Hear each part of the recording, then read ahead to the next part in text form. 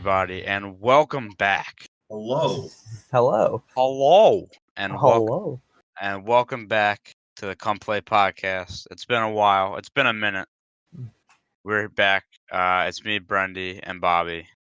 Episode 15. Zach is not with us, but we are back. We had a little bit of a layoff, but we're happy to be back and talking about some sports today, and some video games as always. Welcome yourselves back, guys. Come on now.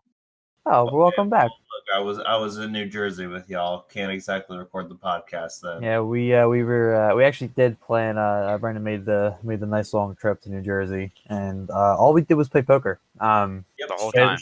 Literally the entire time for 3 straight nights. So there was that. We went bowling one night. We went bowling one night, but then I got hurt, and I unfortunately had some family emergency stuff going on. So it wasn't totally still can't the plan. How the hell that happened, by the way. I have no idea, and I'm not even going to begin to figure out what I even did. For those listening, I'm referring to, I have had back problems since I was 16 years old, and I came home from college, and literally within the first night of me going to sleep in my own bed, I woke up, and it felt like somebody hit my back with a jackhammer.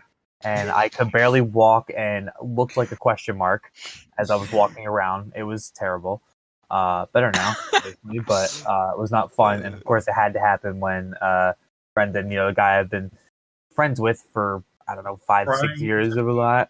Trying to meet in person for probably the past 2 or 3 years. Yeah, so, that all happened. We were going to do a IRL podcast, but that didn't come to fruition because I couldn't figure out how in God's name I wanted to do it technically.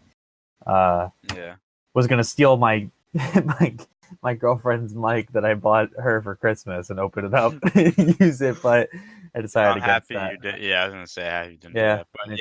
But it's been a while. So we are back for episode 15, and we're gonna get right into it. We have some NFL talk this week, as always, with the playoffs coming around, and then the college football playoff is Monday, so this may be up before the game, may not. We will see, but we are gonna talk about that, and then we have some other stuff, World Juniors, and some talk about, like I said, Antonio Brown and the NFL. So, we first start off, and I'll pass this to Bobby. But Mean Gene Okerlund passed away it was last week now, right? That he passed away. So I'll give that over to you. Yep. So Mean Gene Okerlund, and man, if you don't know Mean Gene, you don't know wrestling. God, prominent interviewer of WWE for decades. Just he had the voice, dude. Like it's so synonymous with backstage interviews in World Wrestling Entertainment. It's the wrestling world took a huge blow with his passing. Everybody knew who this guy was, even people who may not have been totally fans. Like everybody knew who Gene Okerlund was. He had some of the most prominent interviews in wrestling history, most notably with Macho Man Randy Savage, the Ultimate Warrior, Hulk Hogan, Andre the Giant, all those guys. I think my favorite is the interview he did with Andre the Giant, where he's looking at the size of his hand, and he's like, "Look at that! Look at the size of my head!" And then he like covers his face with his hand. I love that one. So, not sure. I have yet to find how exactly he passed away, but he passed away at the age of 76. WWE announced.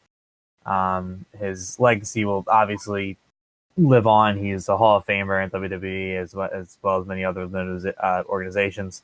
Got to start in AWA, went on to WWE, and had interviews with every big star you could possibly name. Really sad day. Condolences to Okerlund's family and friends. And just really sad thing. Gonna miss you, Gene. So really quick, I just wanted to say, according to his son, he apparently had 3 kidney transplants and suffered a fall, which basically caused his health to deteriorate in the weeks leading up to his health. Isn't that crazy that just a fall? And I know it's not a source that you like, but that's according to TMZ. So one thing I was gonna say real quick is a lot of people love WWE and WWF, and what it was known as, and hate it. But there's figures that shape wrestling, and and shape the entertainment of it. Like The Undertaker was such a prominent figure for a while, and um, you know, Stone Cold Steve Austin, stuff like that, and like Gene Okerlund, I think was one of those guys that um shaped the WWE into what it is now, and stuff, in terms of entertainment value and stuff like that. So yeah, Yeah. it's He's made big numerous loss. appearances even after he kind of retired. Right. He was actually, I was looking around, he appeared last year. I forgot he appeared on I think it was SmackDown or Raw. One time when he was interviewing AJ Styles, who's he's the hottest wrestler on the market right now. Well, I'm sorry, not on the market in the wrestling world right now. He's not on the market. Yeah. He's not a free agent yet. But he so he was still very active. His Hall of Fame speech, which I'm so sad I couldn't find to play for this for the podcast, is where he said that when I get the calls of the big house upstairs, I want you to bury me face down so that all the critics can kiss my ass. And if that does not describe who Mean Gene Okerlund was, as just the biggest promo cutter of all time, Yeah. I'll tell you. So just sad day. Yeah. Just true legend. There will never be another one like him. Yeah, like I said, I think he's one of the guys that shaped the WWE. So, speaking of, this is such a bad transition. Oh, but I was gonna say, Jesus. speaking of guys that shape things. No, I'm kidding. No, we Oh, move my on to God. Christian Pulisic. A mess. I want to die. It was a joke. Calm down. Christian bad one. Pulisic, the man who looks to shape the state of United States soccer, is the easily the brightest star for the United States. Wonderful. Just an amazing player. So he has been at Borussia Dortmund for a couple years now. He is moving on. He's going to England. He is going to Chelsea on a deal worth 64 million euros, because I don't know why, and I can do the conversion, but I'm too lazy. But every site $73 that million. yeah, it's every site like has it in euros. So Well, but there's yeah, that for you. or I don't even know if it's euros or sterling. Whatever. Anyway, yeah. So he moves on to Chelsea now. Chelsea did loan him back to Dortmund for the rest of the season, so he won't move to Chelsea till the end of the year. But there's been a lot of I don't know if concern is the right word, but Dortmund has been one of the teams in recent memory that has been pretty good at developing prospects. They've had this year alone. I mean, I think for Pulisic alone, I think they kind of showcased him well, and developed him well, and they got other guys there. Jadon Sancho, an English player, has been one of those guys, really young guy, who's kind of emerged through their system. And a lot of people are concerned because Chelsea has not been the greatest at pushing out prospects, in recent memory. So, you know, I tend to think that it's basically, in my mind, it's all about how much playing time he's going to get, because I think he's already at that stage where, he's proven himself to be a good player, and to get playing time. Um, they have some older, he kind of plays around the field, but he's primarily been playing at a left mid and right mid, and they have some guys over there that are a little bit older, so you'd think he'd get some playing time, but we'll see. But it's crazy because just how much Pulisic means and hopefully will mean to U.S. soccer. So here's a crazy stat. Again, this is all in euros because, of course, it is. And this the site I'm on is Stars and Stripes FC. But this is crazy. So, in terms of the most expensive transfers for Americans all time, Christian Pulisic is at 64 million euros, is well above number 2, which is John Brooks, defender who now plays for Wolfsburg at 17 million. Now, the crazy thing is, if you add up the second most expensive transfer to the 10th, the top 10, it is just over what was paid for Pulisic. Basically combined, he's worth almost as much as the 2 through 10 are, which is crazy. So it adds up to them for 72.4 million euros, and he got sold for 64. So it's crazy. He means so much, and like I said, he is the future for U.S. soccer, and hopefully things work out. It's cool for me because in the U.S., really, like, I'm a big soccer fan, but we don't really get access to the Bundesliga that much. Like, they'll play some games here and there, but the Premier League is what they show and most often here. So it'd be cool to actually be able to watch him week in and week out. Also, through the last year, he is the third highest transfer out of all players. So it's crazy, man, what he got sold for. It's kind of funny to think, that man is 2 years younger than me and is basically the face of the men's national team. Now, you know what? I was having this conversation the other day. Like, it's getting to that point in my life where, like, in the NHL, like, some of the players that are about to get drafted are gonna be like 2000 birthdays, and that's just crazy to me. But yes, he is.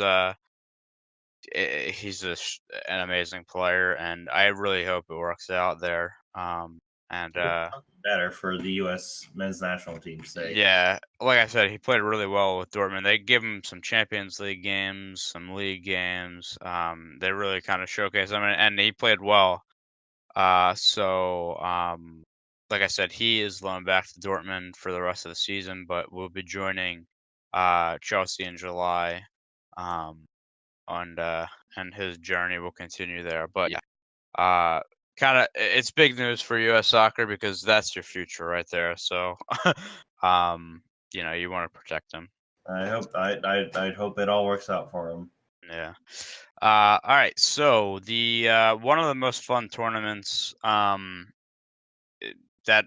in hockey, I think, really, and arguably in sports, though many people won't watch it, just wrapped up. The World Junior Championships being held in Vancouver this year. Vancouver and Victoria, I should say. Just wrapped up. Heartbreak for the U.S. As Finland takes gold on a goal from the probable number 2 pick behind Jack Hughes in the 2019 draft, Capo Caco. With 126 left, and just heartbreak after being down 2-0. United States ties it up 2-2. And yeah, with 126 left, I'm watching it. I literally texted the group chat 10 seconds before and said I can't breathe, and then fucking Finland scored. It was tough. It's so hard to be mad at that goal too. That was just a good play. Yeah, like puck got loose. So one thing I will say is I think you talk about the 5 prominent powerhouses in this tournament and really the world at this point for hockey. It's the United States, Canada, Finland, Russia, Sweden.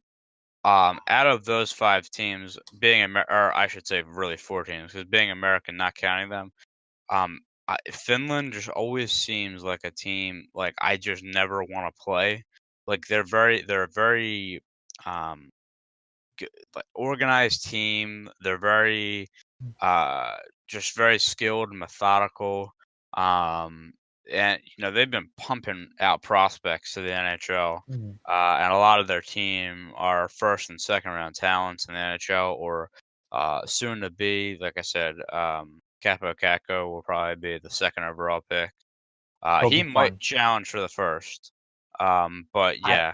I think the hype for Jack Hughes is too high, but yeah. Yeah, it'll probably be Jack. By the way, just to mention, Jack Hughes, watching him, this was really my first time, like, full on watching, like full on games of him. He is, he's really crazy. Like, he has very good acceleration. He's very fast. He's got very good acceleration.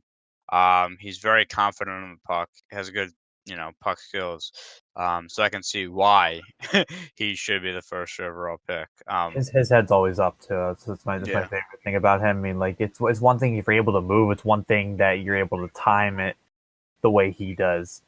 Like he the moves that he makes, and he, he could, I know the old saying goes, you could stick handle in a freaking phone booth, but he really can. He knows where the guys are coming, and he can make just the tiniest little moves that just send people flying around the other side of the ice. It's absurd. It's weird though, because he didn't notch anything. He notched a few assists, but I don't think he ever found the back of the net. He did not. No, and neither did his brother.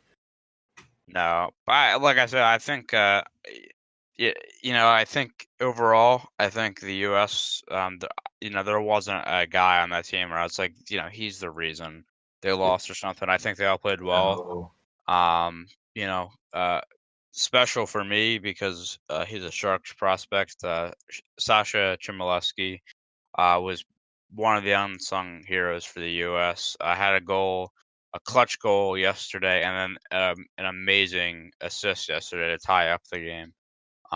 He finished with 4 goals and 2 assists, 6 points in 7 games played.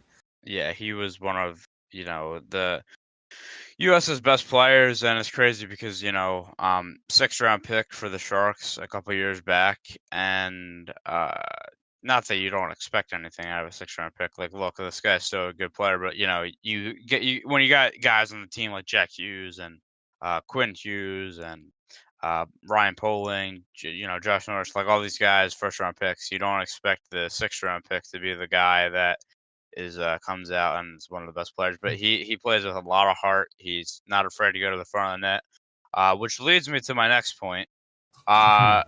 The disallowed goal yesterday because Chmielewski drove the net. So here's the thing. In the NHL, that's a goal every day of the week. And in the IIHF, that should be a goal every day of the week. I was very confused by that no goal. The goal that got waved off. Now I know there's a rule in the IIHF that says like the crease violation, whatever. Bobby actually has the rule, so I'll let him read it. And then we'll kind of give our thoughts because, like I said, I was furious and very confused by this non-goal. So it's so this is coming from Scouting the Refs on Twitter. They screenshotted the rule, which is rule 184 and 186 has some definitions that related to this. You get over there, Brendy? Yeah, sorry. I'm like the nightmare, the video playing as I'm looking for another story happened. Continue, of course please. it does, yeah. So rule 184, goaltender and goal crease. 184.1, if an attacking skater establishes position in the goal crease, play will be stopped and the ensuing faceoff will take place at the nearest faceoff spot in the neutral zone. So right off the bat, you know how strict they are with the crease. They talked about it a lot too. This was something that was not, something that just happened in the finals. They talked about this pretty frequently about crease play and how different it is from the NHL. So Rule 186, notably Rule 186.4, if an attacking skater establishes position in the goal crease, obscuring the goaltender's sight line but making no contact, and a goal is scored, it will not count. And then also, that's what the Twitter account Scouting the Refs highlighted. But I also read, so at the top here, 186.1, if an attacking skater makes contact with a goaltender in the goal crease during game action, he will be assessed a minor penalty for interference. If a goal is scored at this time, it will not count. Mm-hmm. Okay, so now compare it to the NHL rules. This is the complete opposite direction. In the NHL, I don't have the official rule to read for the NHL, but and Ty, correct me if I say this incorrectly. But if the puck is in the players are still generally not supposed to be in the crease. Mm-hmm. That is a rule in the NHL still. However, if they're playing the puck and not attacking the goalie and score, it's a good goal. Yeah. That's the basis of it. There's better lingo than what I'm giving for what exactly that rule is. So I guess in the eyes of the IIHF, that was the right call. But to everybody else, this didn't make any sense, and this still doesn't make any sense. So I guess I just don't know what excuse me, what exactly you're supposed to do if you're Chmielewski. They're like, so, but I mean, the goalie saves it. It takes a really weird bounce. It hits the back glass and comes back over the net, and sits right into the crease. Not only is Chmielewski battling with another guy, but the puck is right there for the grab, like up for grabs in the crease. Like, I don't know, what he's really supposed to do to get the puck, to make it a legal play. Now, apparently going off what people were saying and all the hockey experts and stuff like that, they're saying by the letter of the law, yes, that's a correct call, but we all know that's bullshit. Basically, is what they were saying. So really weird thing. I mean, my favorite had to be the. I'm sorry, I'm forgetting who were the commentators for this game specifically. My favorite for them is that they were like, well, under the rule, this is the right call, but anyone with common sense knows that this isn't the right call. That was I think his name's Dave Starman or something. He does all the international World Junior games and stuff like that.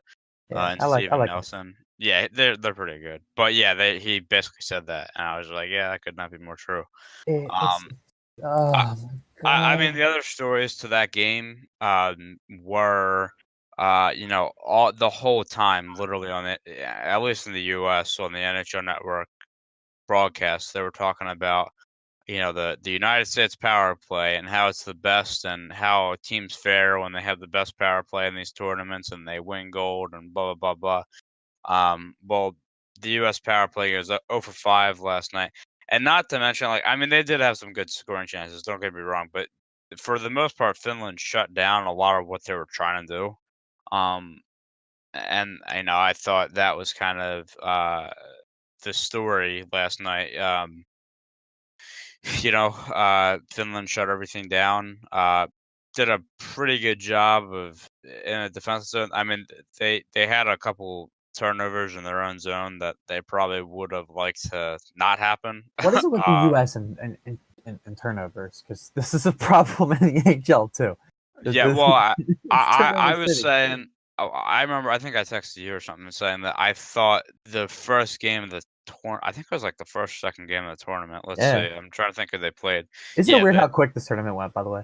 Yeah, I love this tournament. It's something too short, man. But I mean, they have to do this because these players have other obligations. But yeah, the first game was against Slovakia, a team they should have handled easily. I mean, they won the game 2-1, but I remember watching the game and thinking they turned the puck over way too much. And that was kind of the problem there. But yeah, I think overall, I think Finland, they deserved it. They played really well. Finland, of course, beat Canada to get here. Well, before beating Switzerland the other night, but in that crazy game, beat Canada on a weird just the weirdest bounce ever to tie the game, and then of course, what is now infamous in the World Juniors, the broken stick with the wide open net, and Finland goes down the ice and scores on a deflected shot. That broke my heart. Yeah. Like, Jesus.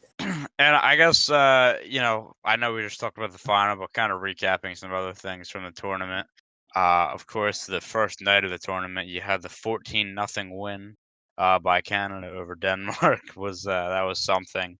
I know Flyers prospect Morgan Frost had a hand in that. Oh my god. Okay. He just for the record, he finished 8 points. Yeah. He's ridiculous, dude. And half of those were in the first game. Well, I was gonna say it was 8 points in what, 4? Five. 4 or 5 games. Okay. Yeah. So interesting stuff there. And then, the other big thing was Switzerland beating Sweden in the quarterfinals, first round. Nobody's seen that coming. Switzerland is being loved right now because of their coach. The interviews he gives last year, basically gave an interview when they played Canada, said they had no chance, and people love that. And this year said he liked his team more, but he's just very honest, and it seemed like a stand-up guy. They beat Sweden. Move on to lose to Finland. But yeah, I mean, it was just a really good tournament. The Russia-USA game was very good as well. That was a game. And like I said, the final was very good. So awesome tournament. It's always good to see the NHL's future on display. And like I said, you got a lot of guys that are going to be drafted and a lot of first-round picks that showed their stuff. So. Seriously, if you're listening to this and you have not seen this tournament, heard of this tournament, yeah, go! I'm telling you, I am so hyped for this every year. Yep, it's the day after Boxing Day till basically the first few days of the January, so it's about a week and a half long tournament, and it'll be the best hockey you watch all year. Yeah. Unless you're like a Caps fan or something, maybe not. But honestly, it's that good. I said this before, and trust me, I don't want this to happen. But if there is an NHL lockout, the World Juniors will be even better when that does happen, because everybody will be free to play. So, all the eligible prospects will be free to play. So it'll be crazy. But it was like I said, an awesome tournament. One thing I gotta mention this. I don't want to, but I have to. I love Canada. I want to move to Canada one day. But when it comes to hockey, and international hockey specifically, they are fucking ruthless to the fans. It is crazy. First of all, and this has kind of been a big story that I guess is another thing we'll touch on real quick. This is a rant we got going on right now. It is. So in the Canada-Finland game, Maxime Comtois, not Comtois, Jesus, basically has a penalty shot in the overtime to win the game, misses it. They lose the game. Now, following the game, basically Canadians went to his Instagram and it basically cyberbullied this kid for losing the game for them. And I don't know if it was all Canadians. I'm sure there was other, I'm sure the United States had a hand in giving him some hate. But that's just our nature, though. I mean, that. But it was prominently, a lot of guys like saying, you let the country down, blah blah blah. They, and then, of course, the games are played in Canada. Every game the U.S. plays, they're cheering for the other team. Now, the U.S. loses the championship last night. They're giving it to us. I'm like, look, I know what your argument's going to be. You've won all of these years and stuff like that, but every year is a new year, and we finished second and you finished sixth. So, like, why are you talking? We talked about this briefly too. Is that like it's a good thing they didn't lose in a shootout? By the way, Oh yeah, because they would have been all. Yeah, they would have gone. Yeah. Now look, let me. I'll defend them real quick. I don't like the shootout either. Okay, I much rather than play 20-minute overtime periods until somebody scores. That to me really shows who the better team is than versus getting lucky goal.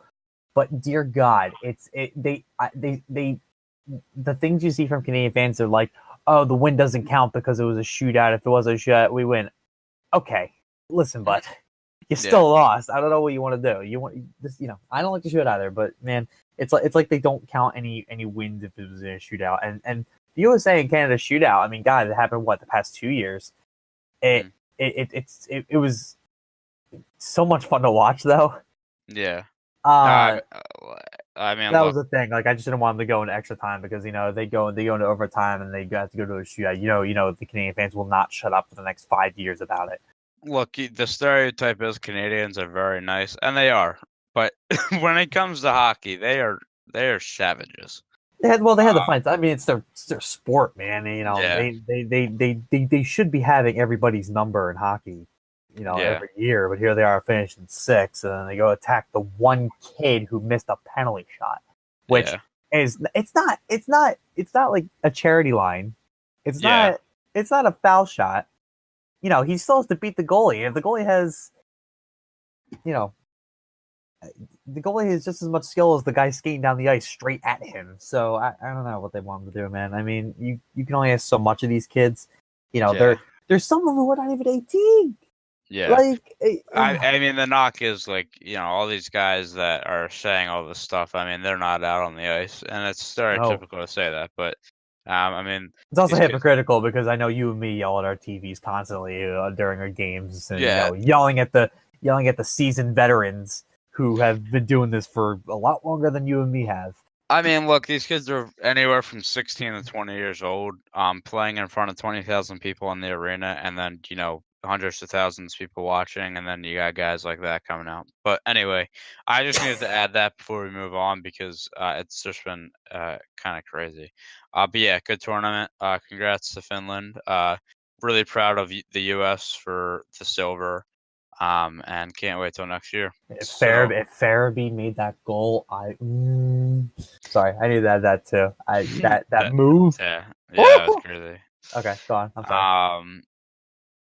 Now we move on to a little bit of NFL. This it's kind of unfolded over the past few days. Antonio Brown drama. It's kind of gotten worse for the Steelers over the past few days. So the original story was Antonio Brown was at practice and went off the field and was upset. He was saying, "I'm done with this." Blah blah blah. It was reported by I want to say it was Jason Cantora or something like that, or Cantora or something like that. That he wanted a trade. Everybody was saying, no, that's not right. They were saying he didn't ask for a trade, blah, blah, blah. That was a few days ago. Now we're here. The Steelers themselves said they will hear offers for Antonio Brown. Now, a lot of people are speculating, and I think this might be true, that the reason that this kind of happened, and this would be just very diva-esque if this was the case, but are you surprised? Juju Smith-Schuster, the breakout wide receiver for them, who on any other team would be a number one receiver that didn't have Antonio Brown on it, was named the MVP, the team MVP, and apparently that's what a lot of people are saying is the reason he's I don't know. I guess not getting the recognition he wants or something, but Juju's had an amazing year. And like I said, he'd be a number one receiver on any other team. Yeah, it could be that. It could be a culmination of a lot of things, but the bottom line is here we are. After losing Le'Veon Bell, who will not be returning, of course, and getting nothing for him. And now if you get into a situation with Antonio Brown where, you have to trade him because he's not a free agent. But everybody knows he wants to go. You might not get as much as you would hope for him. So yeah, it's crazy. I guess I'll pose this question to you guys. I mean, what do you think? What do you think happens here? Because like a lot of people are like, this is a lot of horse shit. Like this isn't actually happening. There's been the whole thing with AB and the 49ers on Instagram. What do you guys think happens in this case? So Steelers have been interesting. I mean, they're a team I've feared for a long time, and deservedly so. I mean, I hated even remotely pairing up against them at any point in the playoffs. So my understanding right now about Antonio Brown is that he is not happy with Big Ben, like at all. There have been multiple. I listen. The reports are beat reports, so who knows? But he apparently is extremely unhappy. There have been a ton of blowups. Apparently Big Ben not really fond of him either. And saying my favorite quote I think I saw in a headline was Big Ben saying, "I don't have to throw you the ball." To which I say, "Yes, you do." With a guy like him out there on the field. Here's where I may, and I'm not sure if this is totally a hot take or not, but I feel like if Antonio Brown goes, right, I think Juju can easily fill his role. Yeah, I think so. I know AB is something special, but I also think Juju is too. Like, so I had him in fantasy this season in my PPR league, and he doesn't get thrown the ball. He did not get as many attempts to him as he should have. At least in my opinion. I mean, if AB goes and Juju becomes the number one, I honestly think he'll tear it up. And then you also have, I don't want to harp. Well, I don't want to spend too much time on it because we've talked about it forever and everyone's kind of done with the story. But the whole Le'Veon Bell thing, and had Connor come in and break out. So to me, this is the Steelers kind of shedding their skin a little bit and kind of showing off who their future is. Because you have Connor, who was making a huge bid. We had a whole debate on the show about if we thought Connor was the new number one, right? But at this point, he's definitely solidified himself as the right back. I mean, it was a shame he got hurt in the last few games. But at this point, if AB's going to go, the Steelers already have their other guy. So it's a matter of now, can they make a trade with AB that gives them a little more depth? I don't think they have to worry about losing any talent on the field just from him. You know what I mean? Like he goes, they already have their other guy. At least to me. Yeah. That's just me. So I'm just gonna make this brief. You focus more on the fact that, if Antonio Brown leaves, that, they kind of already have their they basically already have their replacement, so they don't have a whole lot to worry about. Mm-hmm. I'm gonna focus more on Antonio Brown himself. Mm-hmm. I see this may be a little like, okay, this is not my expertise, so take, what I'm about to say with a grain of salt. So I'm going to make a prediction. Come play network prediction. Here we go. Antonio Brown gets traded to the Dolphins. The Dolphins? Yep. I want to hear this. Okay.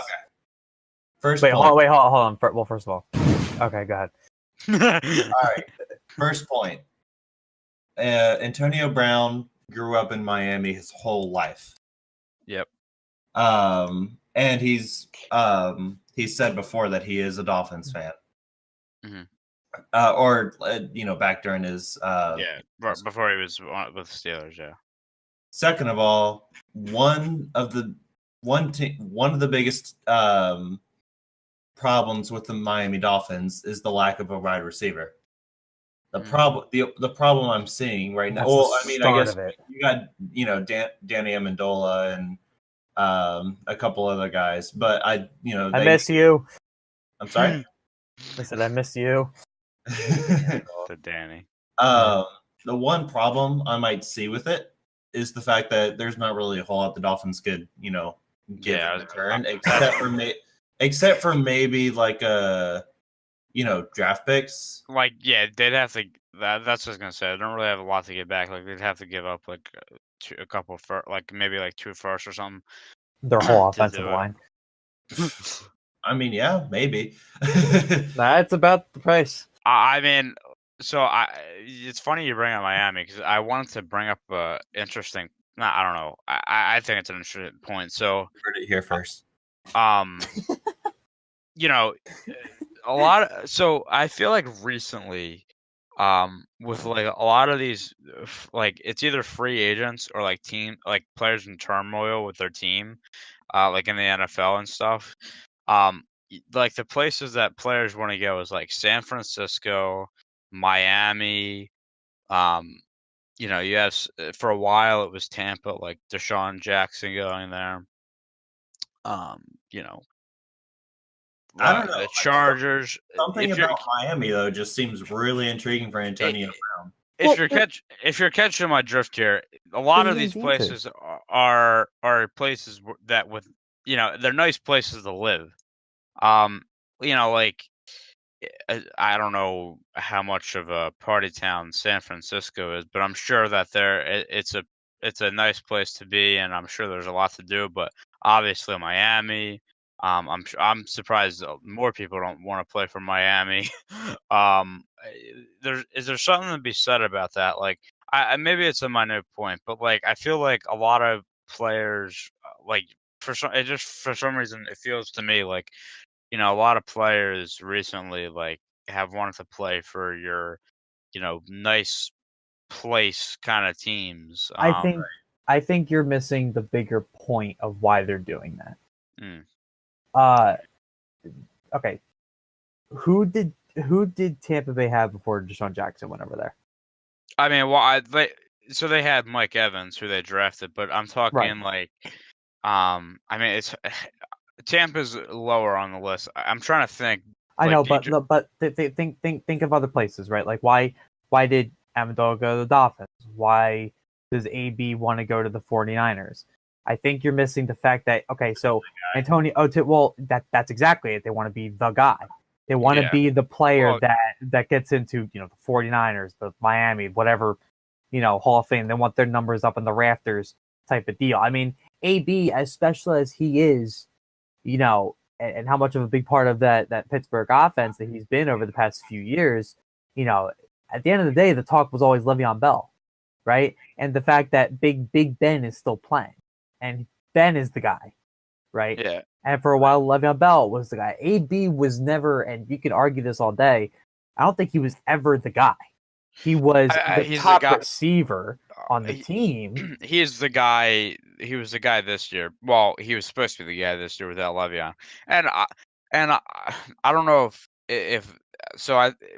Maybe wording it, him not being the guy, is not the right way because he was part of a trio, the 3 Bs, Big Ben, Le'Veon. Well, yeah, Big Ben, Antonio Brown, and Bell, Le'Veon Bell. So your 3 Bs there, and Big Baller Brand. Yeah, Big Baller Brand. Look, like I'm not saying that was the reason. I'm just saying it's like I feel like recently that's been the case. Like you got a lot of like Florida teams, Texas teams, like California teams that like just like it's like players just seem to want to play there, and like it's like the teams have not been good. It's just that and I know about being the guy and stuff like that, but yeah, I don't know. Maybe it's just a coincidence, but that's just kind of how I was thinking. I mean, I'm sure they, a lot of these guys, especially the guys who are, you can tell are like all out Hollywood, kind of like a guy like AB, would want to kind of live the life, right? Play for a team like Miami and then go party it up and then report to the game on Sunday, go for 3 touchdowns and then go party again. I'm sure. I'm sure that's a thing, and hell, that may be part of it. But at the end of the day, I think the main reason is, they want to be the guy on the team. Like, okay, and I say this as a Patriots fan. I am apologizing in advance for saying this out loud, but it's hard in the NFL. It's harder in the NFL to build the super team. You know what I mean? Yeah. It's a lot easier to build your franchise around one particular player. And AB knows, he took Le'Veon Bell's why Le'Veon Bell was leaving. He was protecting his future because Le'Veon Bell knows he can be the guy for really wherever he goes to. And AB probably has the same line of thinking. He's frustrated with the Steelers. He's frustrated with Ben. He can go be the top wide receiver somewhere else and be the franchise player that he knows he is. And deservedly so. I mean, the dude is something special. I said this before. But, he goes to San Francisco. I mean, Jimmy G's going to throw to him all day.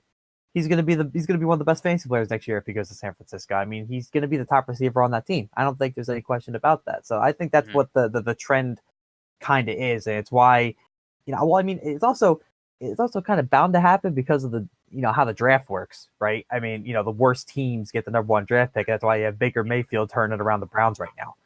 So it's just kind of the way of the trade. And I don't blame AB at all for looking for that kind of option. Even if the team is not fully there, if San Francisco is not fully there, even if not fully there, he could still be the guy that, like, hey, remember when Antonio Brown was on the field? Remember how special that was? Like, that's the type of stuff that, like, you hear about from, like, your parents or whatever. Like, oh, I remember when this guy played. You know what I mean? He could be that type of player, and that's what I think he's trying to be. I mean, I've said this numerous times, but I think the quarterback. So, like, you're seeing with Odell right now, and again, take this with a grain of salt because Odell has still had a great year, but the whole thing with Eli Manning, like, couldn't get him the fucking ball because he's old as hell. Like, the quarterback makes the wide receiver. So I would be careful if I'm Antonio Brown. Like, Big Ben. And I know he's saying he's not getting him the ball this year, but look, I think he still had correct me if I'm wrong. Actually, somebody fact check me, please. But I think he still had 1,000-yard year. Or he might have been close. I mean, he definitely got the ball. He had about 300 yards over. So yeah. So I mean, he was still 1,000-yard receiver. And he had a career high touchdown. Yeah. So I like this is what I mean. Like, and that was you got it. You have to take that with a little bit of I'm not trying to trash Antonio Brown's year, but you also have to take it with a little bit of a grain of salt because Steelers had to completely transition their offense. Had a completely transition their offense with the whole Bell situation. So yeah, it makes total sense that they started passing a little bit more than they did. I mean, I think, like I said, the speculation I think might be true with how Juju has kind of emerged and he had a great year, and I don't know. I think you just got to be careful. I mean, I think, well, first of all, if you did go to the 49ers, I mean, I know they had a terrible year, but they also lost their franchise quarterback in week 3. So, I think, Jimmy G is a guy that can get you the ball, but for example, like Bernie's prediction, the Dolphins, like they're not Ryan Tannehill, they already said is gone. So your quarterbacks there right now are Brock Osweiler and Brock Osweiler, future MVP. So you have to I think for receivers you have to be careful with who's throwing you the ball. But yeah, I think this is this would be something if he goes because hopefully they would get something for him, but hypothetically if they got less value than they should or something, you had your 2 best players on the team that are now gone. So I wonder if at this point though as annoying as I mean, listen, I hate Pittsburgh, so this has been fun to watch for me. But as it had to be just as frustrating for the Pittsburgh front office than as much as it was the fans, right? I mean, obviously their fans hated every single thing about the season with the whole Bell situation, and especially how it was handled. I mean, it was not remotely handled well. At this point, they might just unload him just so they can avoid all the drama and try, look at the brand new start we're getting next season. So I don't know. Yeah. I feel like they've had enough. They might just, I don't know, send him on his way. So like, They will not get full value out of him. I'm telling you right So now. I mean, the thing with the Steelers right now, and you know they missed the playoffs this year, so it's kind of hard to see. But I think their window is closing because of Big Ben, and you know he's 37, 38 now, something like that. Now I know you know we have Brady over in fucking New England, going to play till he's 95, but you know, you just got to be careful. And, you know, they have Mason, excuse me, they drafted Mason Rudolph last year to be the guy that takes over for Big Ben. But, you know, when that happens, there is going to be a transition and they won't be as good as they were. So there is a window, and I'd be careful. This might be the beginning of the end for the Steelers. We'll kind of have to wait and see. You might see the fucking Browns winning the division and the Steelers in last place Right. soon enough. Yeah, hey, you never know. All right, so moving on to some more drama in the NFL, I guess you could say, because what the hell happened to all the coaches in the league after the final game? We had I think it was six, 6 coaches were fired after the season, Black Monday, and also just the last Sunday of the year. So we will start. I just want to kind of go through the list, and we can kind of talk about you know what the team is going to do and maybe what the guy, you know, the coach will do. But the first we start off with is Todd Bowles of the New York Jets. They finished the season 4-12, and he was with the team for I want to say, 4 years. And failed to reach the postseason or even come close. The Jets finally got their franchise QB in the draft this year, but he will be having a new coach next year because Todd Bowles is out. And there's, I think Mike McCarthy interviewed yesterday with them, which, you know, he got fired this year from the Packers. So we'll kind of see who goes there. Like I said, interviews are being conducted. I will say this: interviews are being conducted for basically every team who fired their coach this week. And I know they're waiting for guys to finish their when their team is out of the playoffs, they'll be able to interview them as well. So. Yeah, that was the first one. Second one, a little bit of surprise for me. I know the record is what it was, but Adam Gase of the Miami Dolphins got fired. This one was a little bit of a surprise. Over 3 seasons, he went 23-25. Obviously not great, but we've seen the Dolphins this year. The Dolphins started off crazy because we were talking about. I think the Dolphins were like 4-1. 3-0. Yeah, because at one point in the season they were like 4-1, and the Patriots were 2-2. I'm like, what the hell is going on here? That's when I wanted to shoot myself. I remember that. But yeah, we all knew in the back of our heads that it was going to finish how it did, and Patriots should be on top. Either way, yeah, they started off 3-0 this year. They finished 7-9. Adam Gase used to be the coordinator for the Denver Broncos when they won the Super Bowl. So, he's already gotten interviews, which I kind of expected. I know the Arizona Cardinals interviewed him. The Cleveland Browns interviewed him.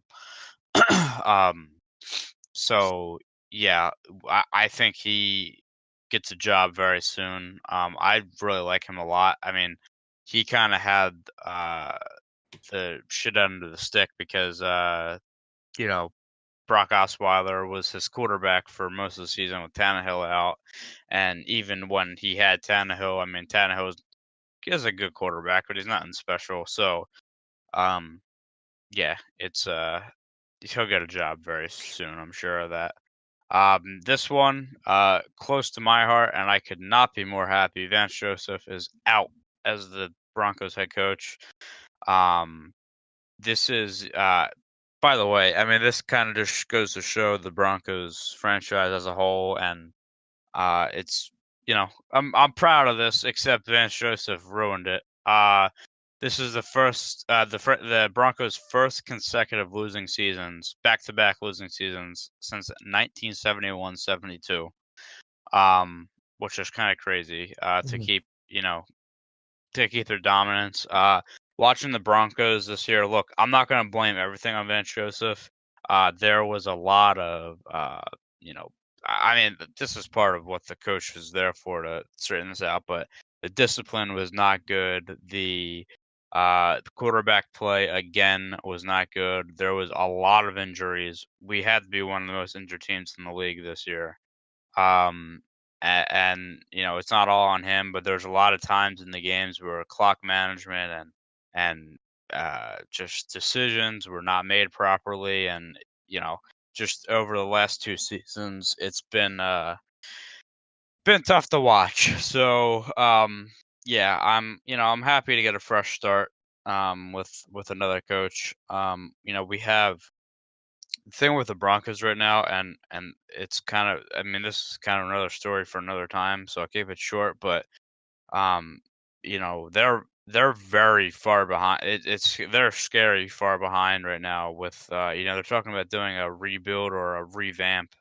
That's fine and all, but it's a quarterback-driven league. And it's one thing to have a guy in your, as a backup quarterback ready to step up, but the Broncos don't have that. They have nothing right now. I hope they draft somebody this year, to fill that need. But yeah, it's Case Keenum and nobody else. And Case Keenum sucked this year. He returned to his former self. So, they have that's also an aging core. So it could be a long couple years for me. But yeah, Vince Joseph is gone there, and in Tampa, Dirk Cutter was fired after their loss against the Falcons. They finished Falcons, just saying. they finished 5-11, and they missed the playoffs for the 11th straight year. Crazy. Marvin Lewis, the next guy, which this is just kind of a funny one because this guy should have been fired so many years ago. And me and Brendy were joking because apparently he didn't get fired, he quit. So to him, I guess he's still intact. He didn't get fired.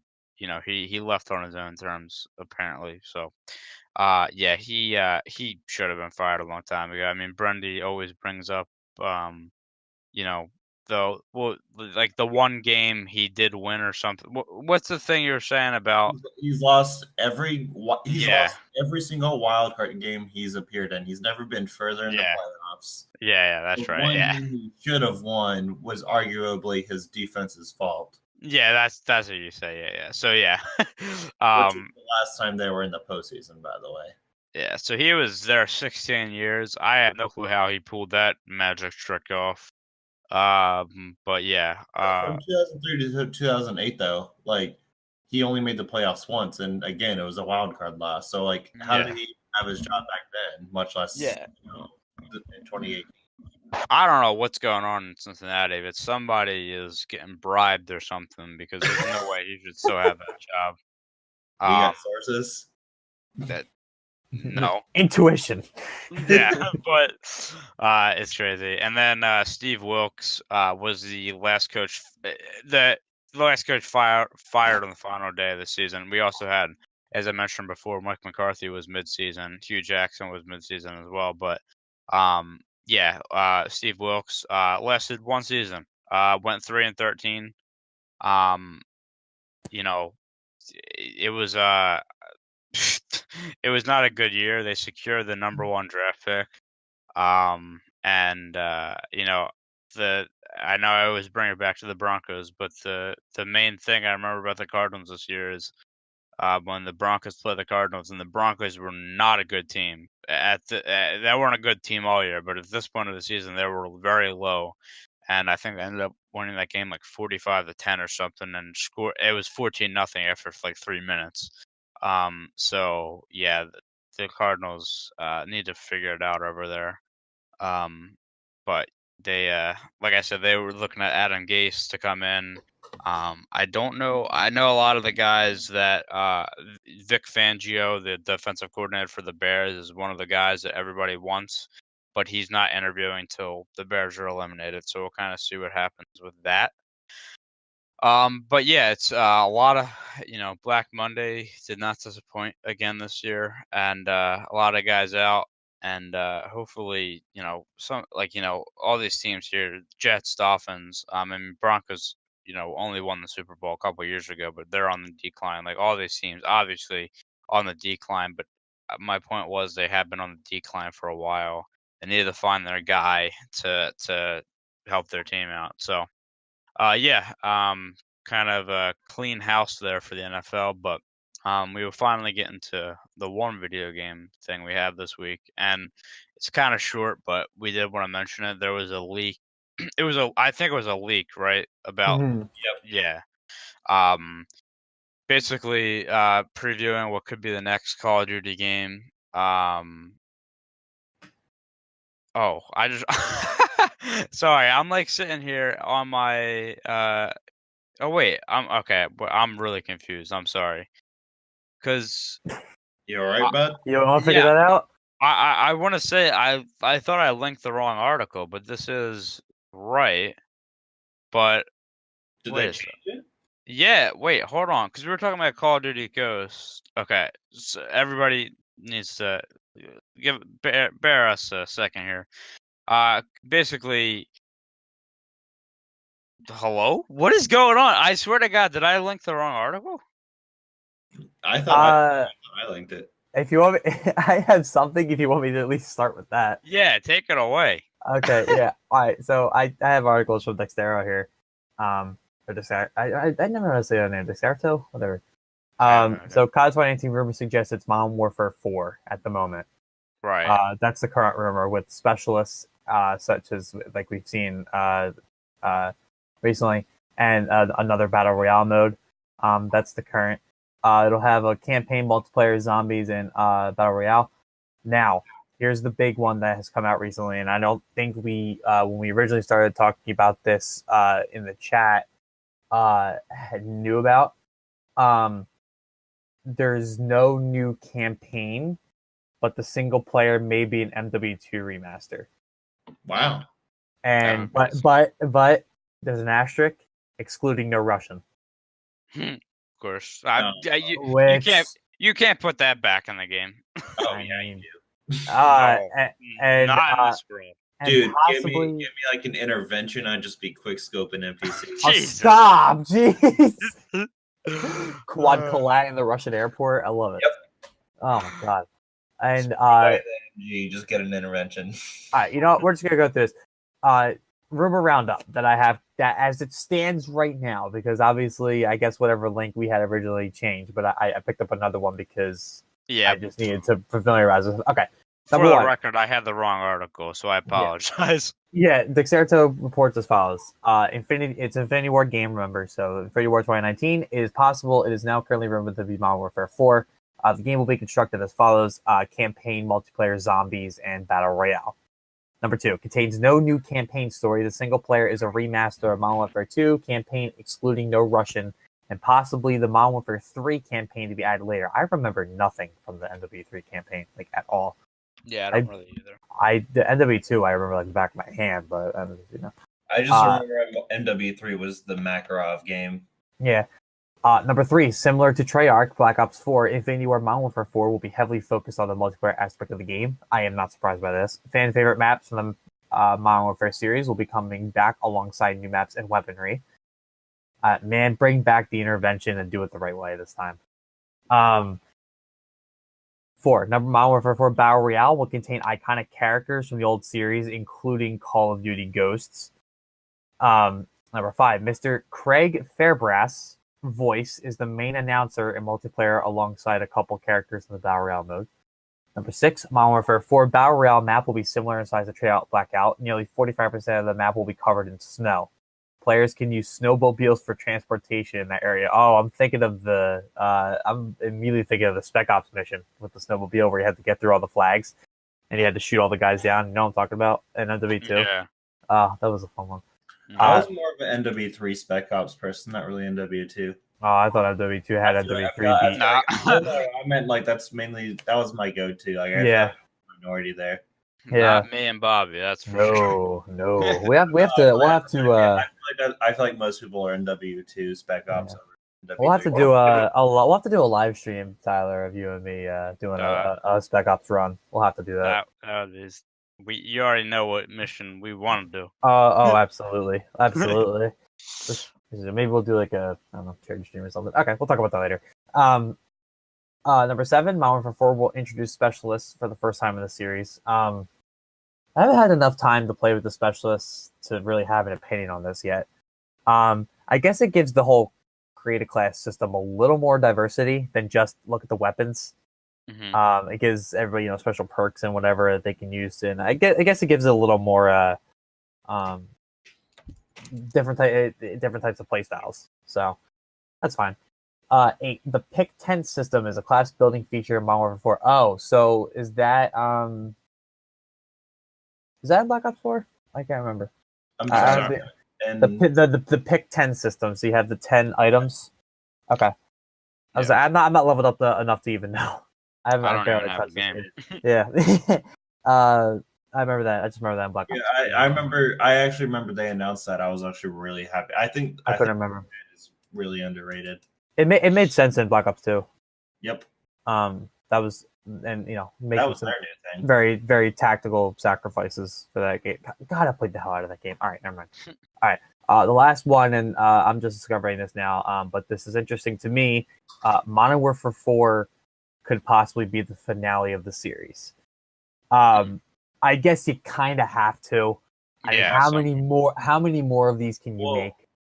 I would argue that it probably should have ended in Modern Warfare 3, though.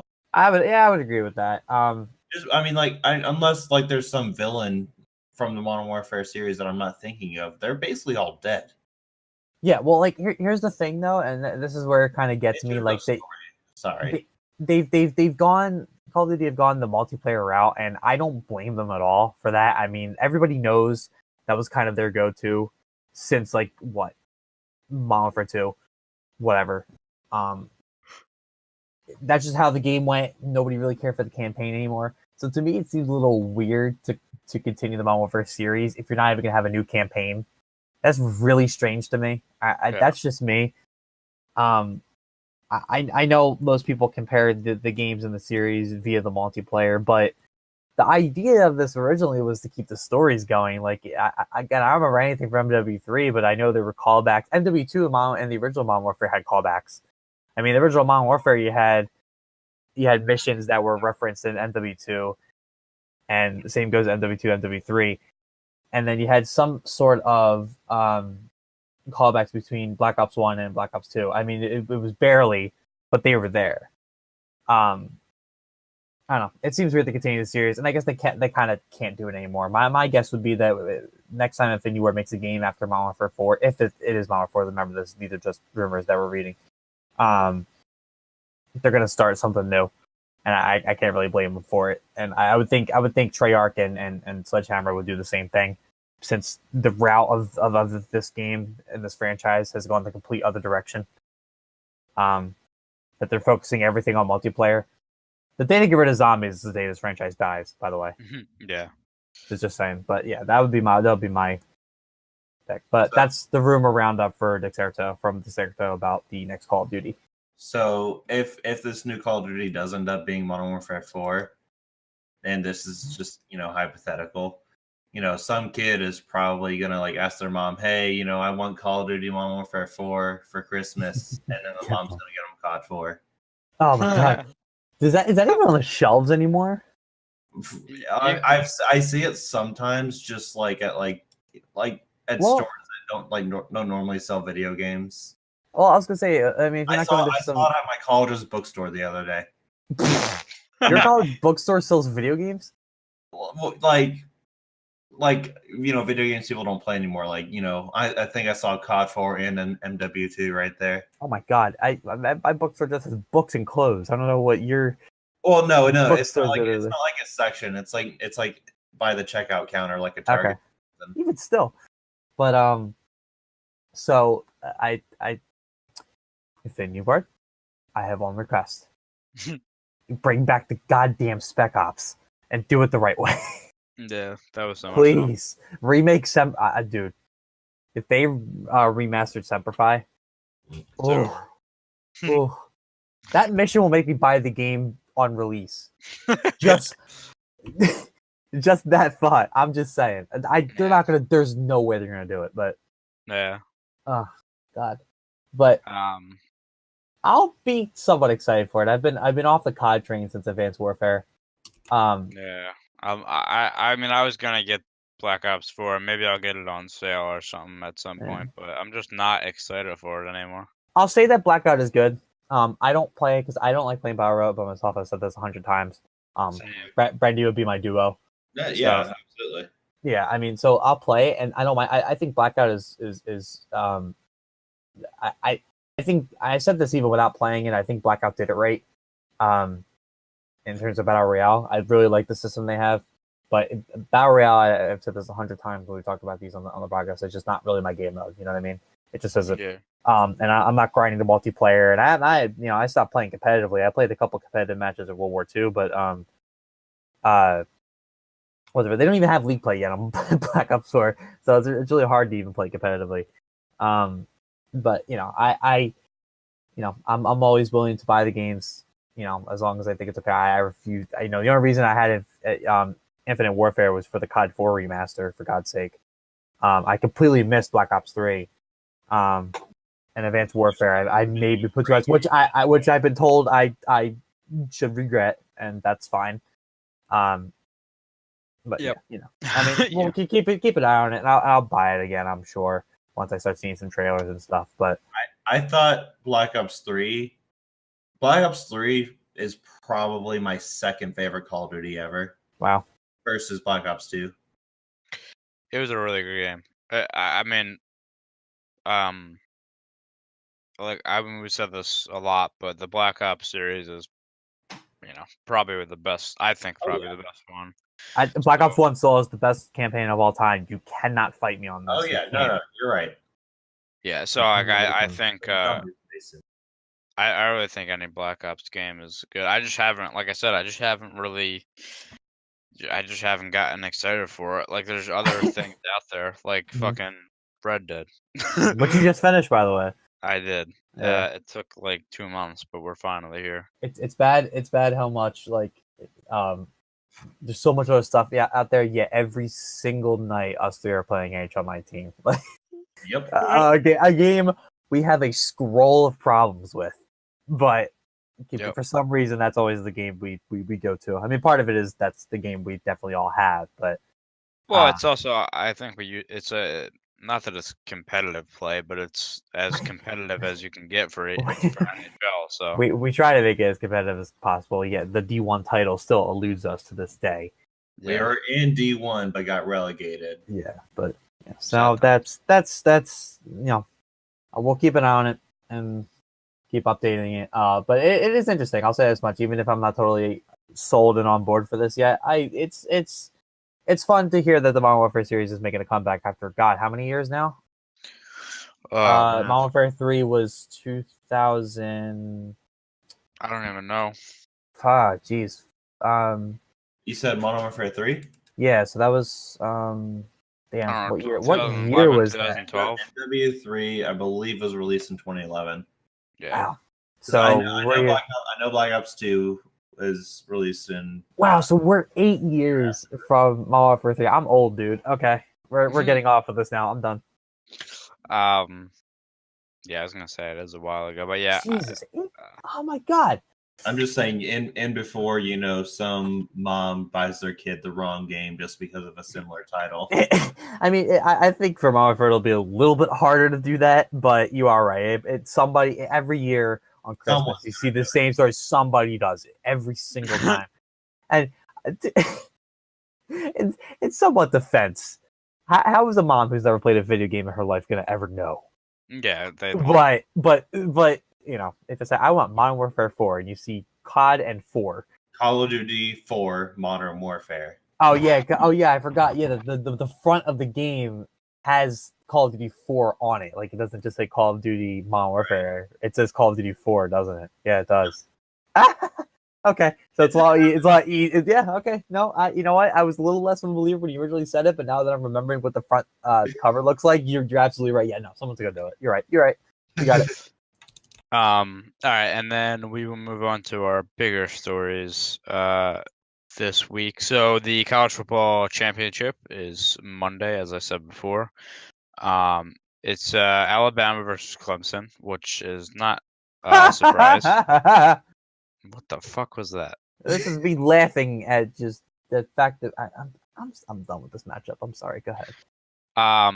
So yeah, I think so I'm sorry. So we have the Alabama Crimson Tide, of course, beating Oklahoma 45-34 in the Orange Bowl to move on to the game.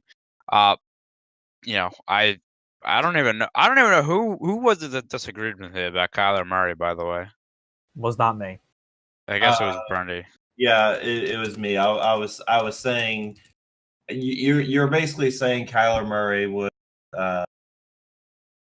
probably have, a good NFL career. I disagreed. You're crazy. Anyway, Okay.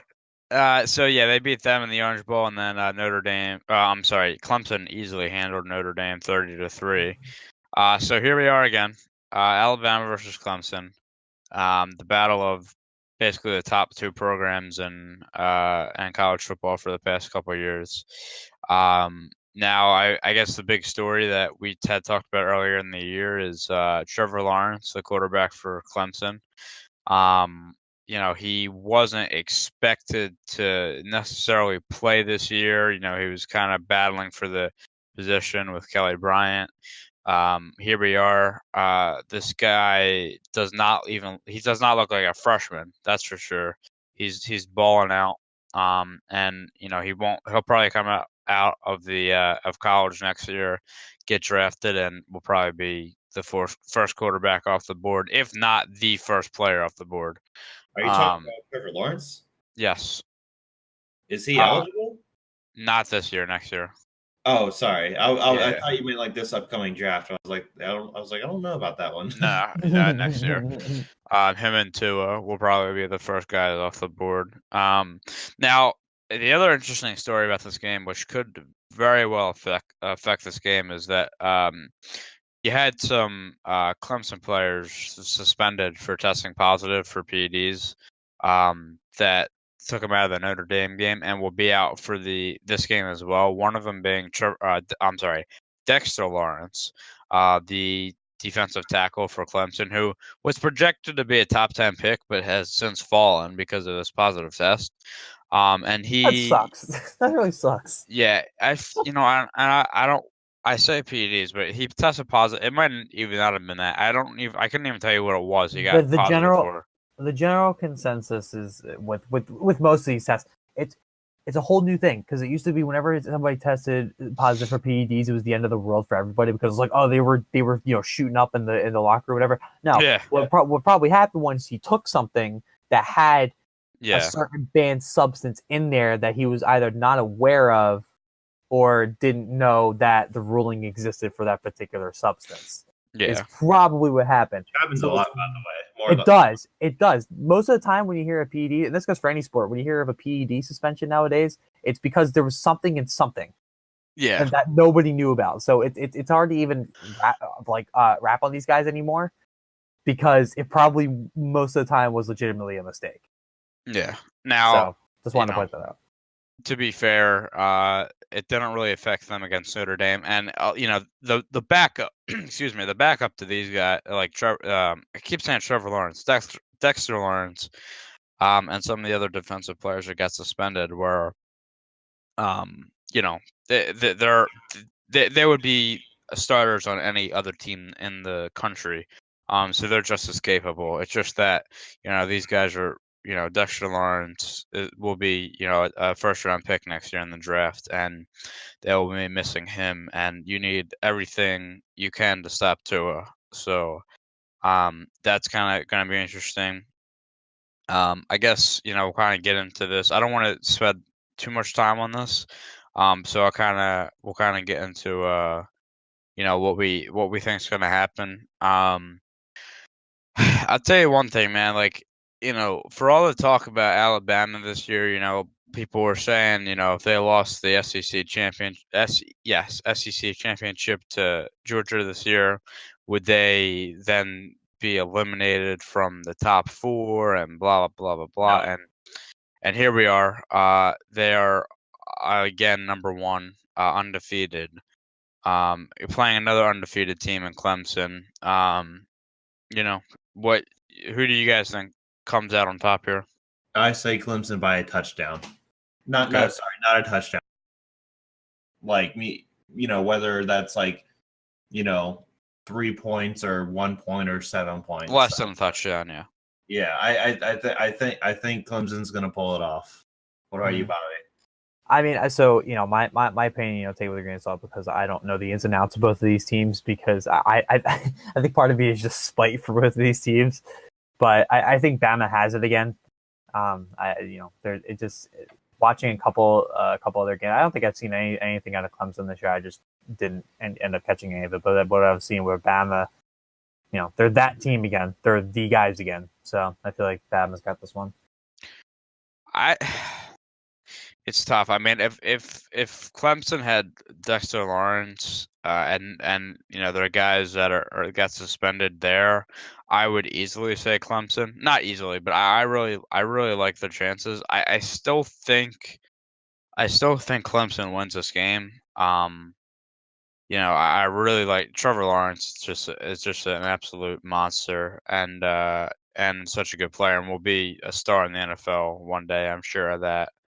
But the thing about Bama is they always find a way, and Tua has been hobbling all year on one leg, and I think he actually got surgery before the a minor surgery before the Orange Bowl last week, and he's just doing it. So he's a competitor, and it should be a really fun game. But yeah, I'll have Clemson come out on top. It's going to be a close game, like the last time these two teams played. But where are the current betting lines for? I was going to look that up. It's interesting. Let me look. I'm sure it's a couple points. Like it'd be nice if I could spell either team's name. It'd be great. But I'm looking betting lines. Money line, we got Alabama at a -235, and then Clemson at a +185. The over under specifically -110. And then the with what I have now might be a different site, but this is on FanDuel. Okay, Alabama I have as a 4.5 point favorite. Okay. I don't know if that matches up with what you have, but that's straight from ESPN. Generous for Alabama. I'm sorry? That seems too generous for Alabama. I think if it was Alabama by 1.5 or 2.5, that would be a little bit more understandable. But yeah, so I got right according to FanDuel, I got Alabama as a 6. Oh wow, okay. Yeah, so that's interesting. Then the over/under is 58.5. So yeah, it should be a good game. Like I said, this may or may not be out before the game, so we'll see. But either way, it should be a good game. And at the end of the season, the two best teams are there, deservedly so. Like I said, both undefeated, so it's a fight again between the two juggernauts of college football. And we'll have to see who comes out on top. But we will move on to a favorite segment. Brendy's In Case You Missed It segment, and I'm excited. We've had a layoff. I'm excited to get back to this. So, Brendy, take it away.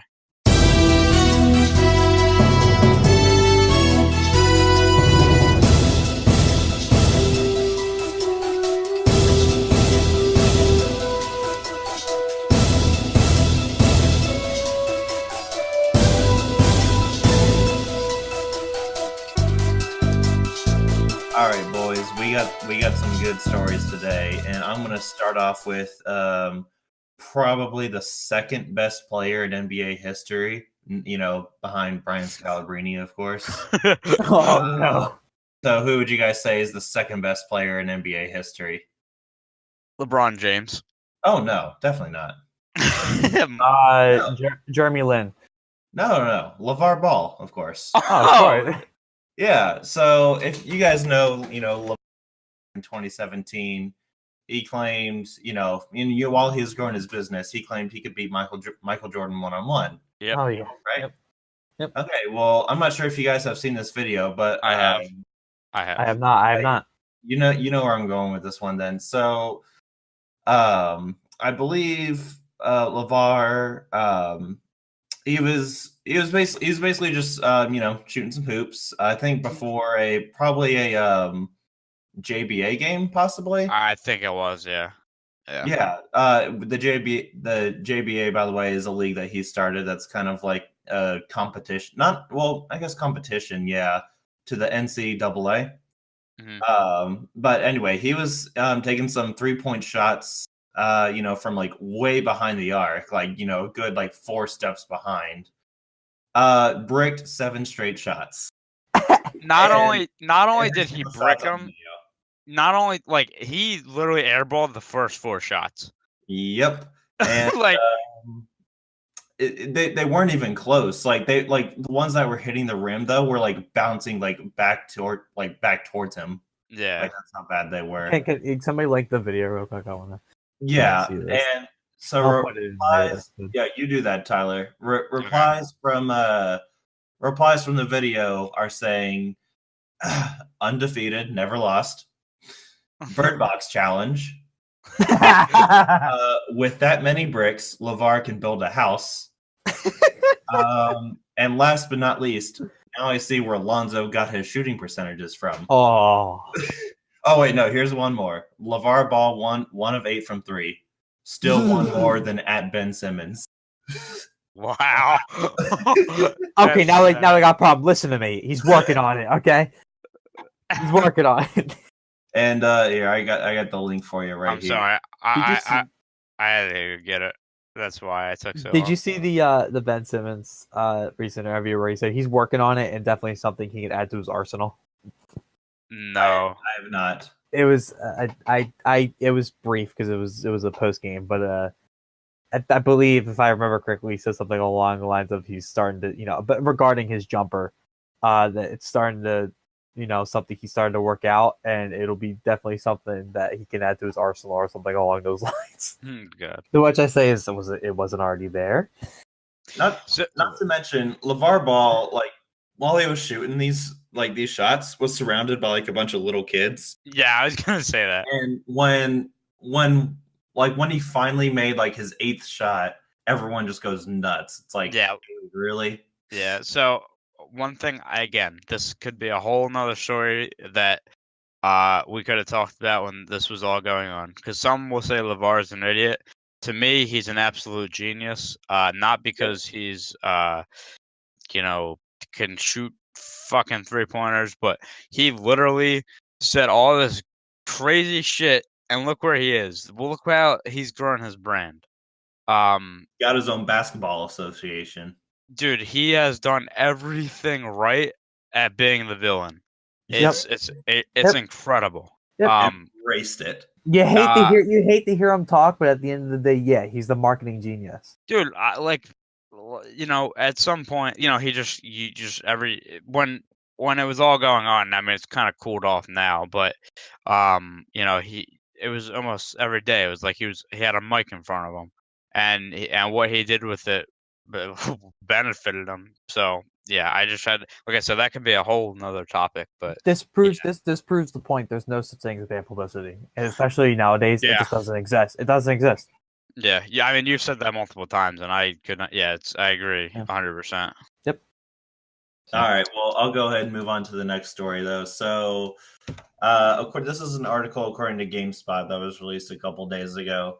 You guys may have heard of the company Slightly Mad Studios. I have, yes. Yeah. And I don't know exactly what they develop. I'm not sure if they release video games or what they do. Basically, they're coming out with a new console, which they claim is going to be the best console ever, and it's better than a PC 2 years from now. According to their CEO, Ian Bell, his company is developing the Madbox, a new standalone video game console to rival PlayStation Xbox. He's revealed a few more details about the mysterious platform, including how an early version of it looks. And I don't really know how to describe how it looks, so I'm just going to link this article to you guys. I'm looking at it. And just for context, Slightly Mad Studios is known for their automotive games, most notably Project Cars and the Need for Speed series and Shift. Gotcha. I didn't know they made the. Okay, I didn't realize they made the Need for Speed series. Okay. Yeah. So and a couple Test Drive, which that's you want to talk about old school right there. Yeah, but Project Cars has been their new baby. If you look at their website, they have their whole thing is racing simulation, which they're not iRacing, so I know they didn't get it right. But they're partners with a lot of the big automotive companies, including Bentley, BMW, Ferrari, Honda, Acura. Fuck is that? And according to Variety, what is that on? What is that design on there? Is that their logo or something? And according to Variety, he said the system will support most major VR headsets and allow up to 90 FPS per eye for VR play, and will also offer 4K visuals. That's according to Variety. Okay. I'm sorry. What is that picture on there? It's a computer. Well, that is their logo. If you're talking about the thing on the side, that is their logo. Oh, okay. That's scary. Yeah. I like how that's what he's focused on. What is that on the side? Would you rather change gingers every time you sneeze or not be able to tell the difference between a bear and a mad box? First of all, something that is called a mad box definitely is not competing with an Xbox and a PlayStation. Let me chime in real quick. By the way. Let me chime in. Let me just say, no, it will not. And maybe we are the wrongest people in the world, and whatever at this point, it will not catch up to the level that Xbox and PlayStation are at, like at all. Ooh, yeah. However, stop. However, I without obviously touching it, it's hard to know how good this thing actually is. At the end of the day, every single console is a computer. So I feel weird when it says, oh, it'll be equivalent to a very fast PC 2 years from now. That is so relative, it's not even funny. And I also think that they're underestimating how quickly this market changes in terms of computers. I mean, the GTX 1080 was a graphics card that is still considered top of the line, and that's not even the newest one. So yeah. But then the 20 series came out, and that's considered like supercomputer status at that point. So interesting to see what's built into that. The only thing I can say, this is cool. You're not going to go anywhere with it, but good on you. I mean, it was to me, it's no different than Soulja Boy trying to release a new system. Remember, did you guys see that? Yeah. So, I mean, what hasn't Soulja Boy tried to release though? Well, he basically takes the Chinese version of whatever is popular and calls it the Soulja something, and then calls it a day and gets his $1 million. But again, just cool. I don't know. I got nothing here. So if it turns out to be successful or whatever, I just hope it doesn't mini clip games like the Ouya does. I just hope nobody buys this because they'll have nightmares about that logo on the side of the console. My favorite part about it, Tyler, is that it has the LEDs in it, so it glows. So that means that thing will be on in the middle of the night. Yeah, I don't like that. I'm scared. Here's the thing: I know nothing about, and I'm barely reading this article. But if they're making this console just a gaming thing and not including any apps on it, it already failed. I'm telling you right now. Yeah. Because I'm telling you, the newest generation, why the Xbox and the PlayStation were big, was also because that it's a home entertainment system. And the same thing with the PC. You build a PC, not only can you play games on it, but you can edit, you can record, you can go on Chrome, watch YouTube and Netflix, and do all the things like that. So them looking for just strictly gaming machine, nope, no way. Yeah, yeah, that's a very good point. I mean, I didn't buy my Xbox for the whole entertainment system part of it. I did buy it for the games, but it's nice to have it though. Like what are they pricing? Did they say what they're pricing this at? No, they're not, because it's still, I guess, in kind of prototype, and but yeah. that'll be the main thing, right? Because you can build a pretty good gaming PC for $700, or I say pretty good. You could build a PC that will definitely be able to game, starting at probably around $700. So yeah, all I'm gonna say. All but right. I got really nothing for that besides cool, I guess. I don't know, but it definitely won't catch up to any of the big brands. No way. Yep, we'll see. No So last story, and when I was reading this next GameSpot article, at first I thought it was about Bobby, then I realized it was, so I'm going to just what? go ahead. You'll see what I mean in a second. So you may if this has anything to do with Jack Black, I'm going to kill you. Oh yeah, it absolutely does. So, I already know what this is. All right, go. All right. So you may have heard of our dear friend Bobby here. Actor Jack Black. Oh my God! I'm gonna jump through the screen. He has decided to start a YouTube channel where he posts his own, COD montage. Gaming, and it's proving to be, pretty popular within the gaming community. He's already reached 2.5 million subscribers, and he goes under the name, I don't know how to pronounce it, Jablinski Games. He started the channel on December 21st, and it's got to 2.5 million subscribers. And wait, this gets better. If I could jump ahead real quick, he reached 1 million subscribers before he even uploaded an actual video. Like that's crazy. He made the account, uploaded a video, say, "Hey, this is Jablinski Games." Like it was like a minute video. That was it. And then he reached 1 million, and they made another video saying, "Oh, hey, cool, we hit 1 million subscribers. Thank you very much." And I think he just if I recall correctly, somebody go check this for me.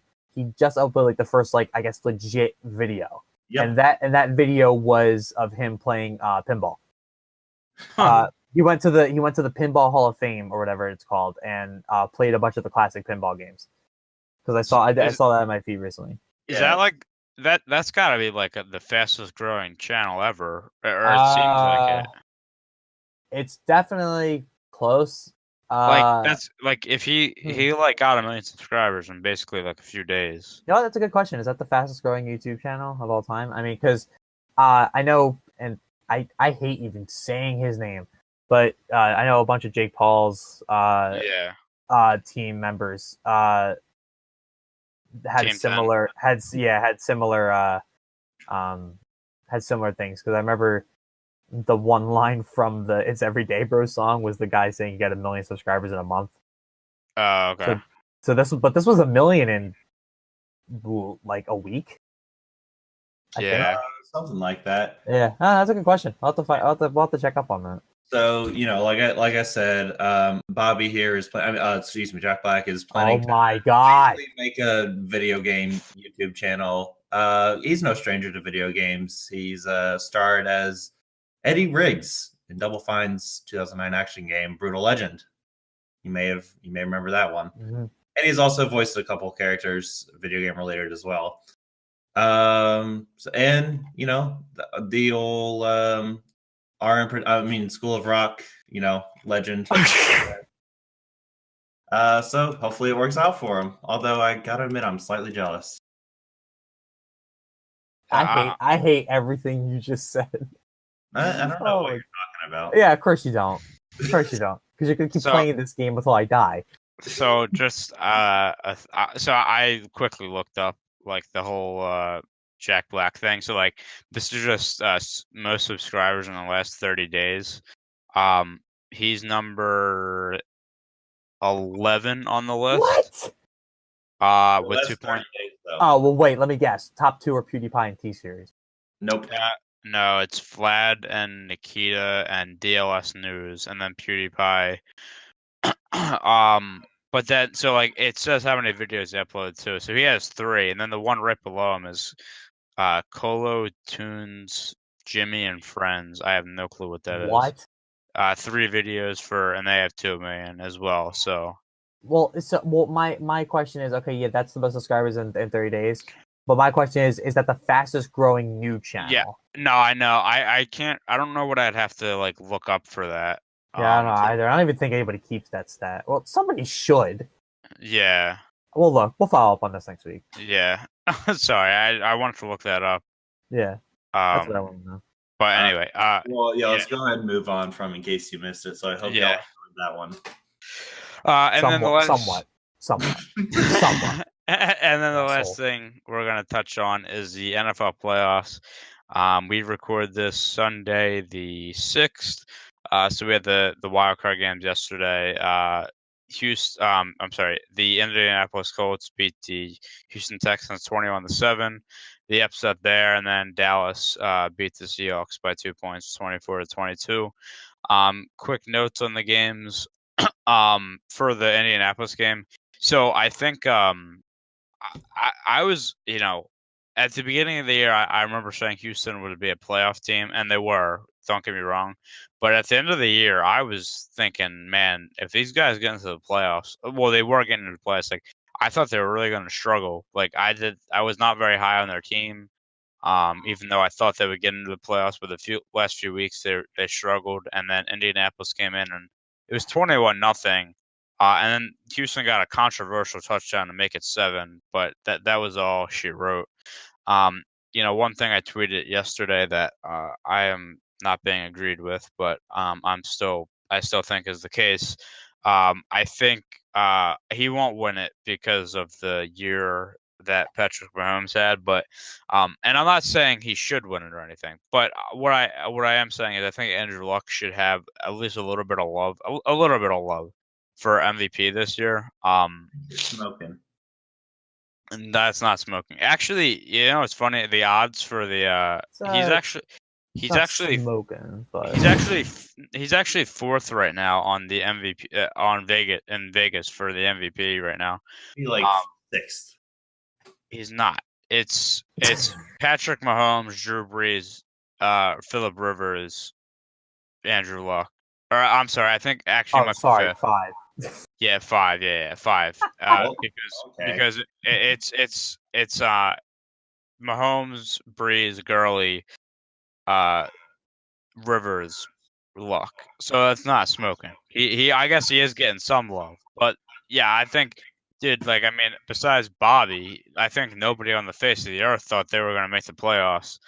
And they have. You and it was heard it here first. I still think that was a hot take. I had a hard time believing Neckbeard would get back in after missing 2017. Look, I said this at the beginning of the year, and they had some guys step up, notably Darius Leonard on defense, but there was basically practice squad players on that defense at the beginning of the year.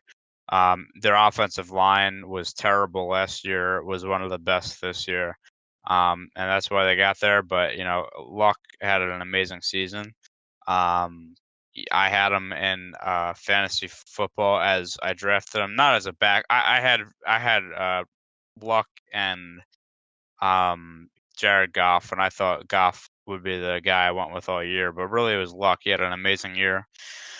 And yeah, I think he should get some love, but yeah, they handled the Texans pretty easy last week. And then the other game, the big story, unfortunately, was Allen Hurns with one of the most gruesome injuries I've ever seen in my life. His ankle was literally backwards. He is undergoing surgery, I think, as we speak, or it already happened, to repair that. And hopefully this man can walk again. Because I think football is on the back burners at this point after an injury like that. So yeah, the Cowboys kind of. To be honest, I didn't watch much of that game because I was watching the World Junior game. Yeah. But from what I've seen of it, that was most of what I was watching. And then, like I said, Cowboys did what they needed to do. One thing I was thinking, if there was 2 teams I did not want to play in the playoffs, it was the Seahawks and the Eagles. This year, I know they're both wild cards, but there were 2 teams that were hot. I'm sorry, 3 teams. It's funny because they're all birds. The Ravens, the Eagles, and the Seahawks, all wild card teams. Or actually, I'm sorry, the Ravens did win the division. Either way, all teams I would not have wanted to play in the playoffs. So the Cowboys survived that. But yeah, like I said, we were recording the Sunday. We got 2 more games coming up. A game I'm really looking forward to: the Chargers and the Ravens. The Ravens having one of the best defenses in the league. They are the best defense in the league this year. They've been insane. Again, a prediction Bobby got right, and the story that he keeps coming back to is it's funny because you were saying about the Ravens getting in the playoffs, and then you were saying how your roommate, who is a Ravens fan, said that is very generous of you at the beginning of the year, and here they are against the Chargers, this is kind of funny because the Chargers are 12-4, and they're the wild card team, and the Ravens are 10-6, and they're the division team, so they get the home field there. But that's a 1 o'clock start. That should be a good game. Like I said, the defenses should be on display there. These teams played a few weeks ago it was a Saturday game, and the Ravens won that. So, I guess quickly, who's your winner for this game? Chargers at Baltimore. Fuck, man. I hate to say it. I'm going with Chargers. And Bobby, the guy who doesn't believe in the Chargers. Still don't believe in the Chargers. I'm sticking by that, and like when they lose in the Super Bowl this year, I'm gonna be like, I fucking told you. Dude, he's gonna take that to the grave too. They could win the Super Bowl, and he's gonna be like, "Nope, still don't believe in the Chargers."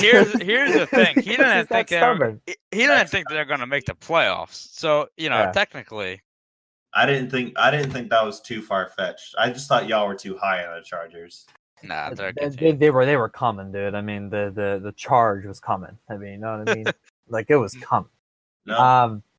Anyway, if they win the Super Bowl, then maybe I'll be like, okay, maybe. He said, I like how he says it too. Okay, maybe I'll. Dude, it'll be like the one time where I actually think about it. How about that? Yeah. He's not even gonna say.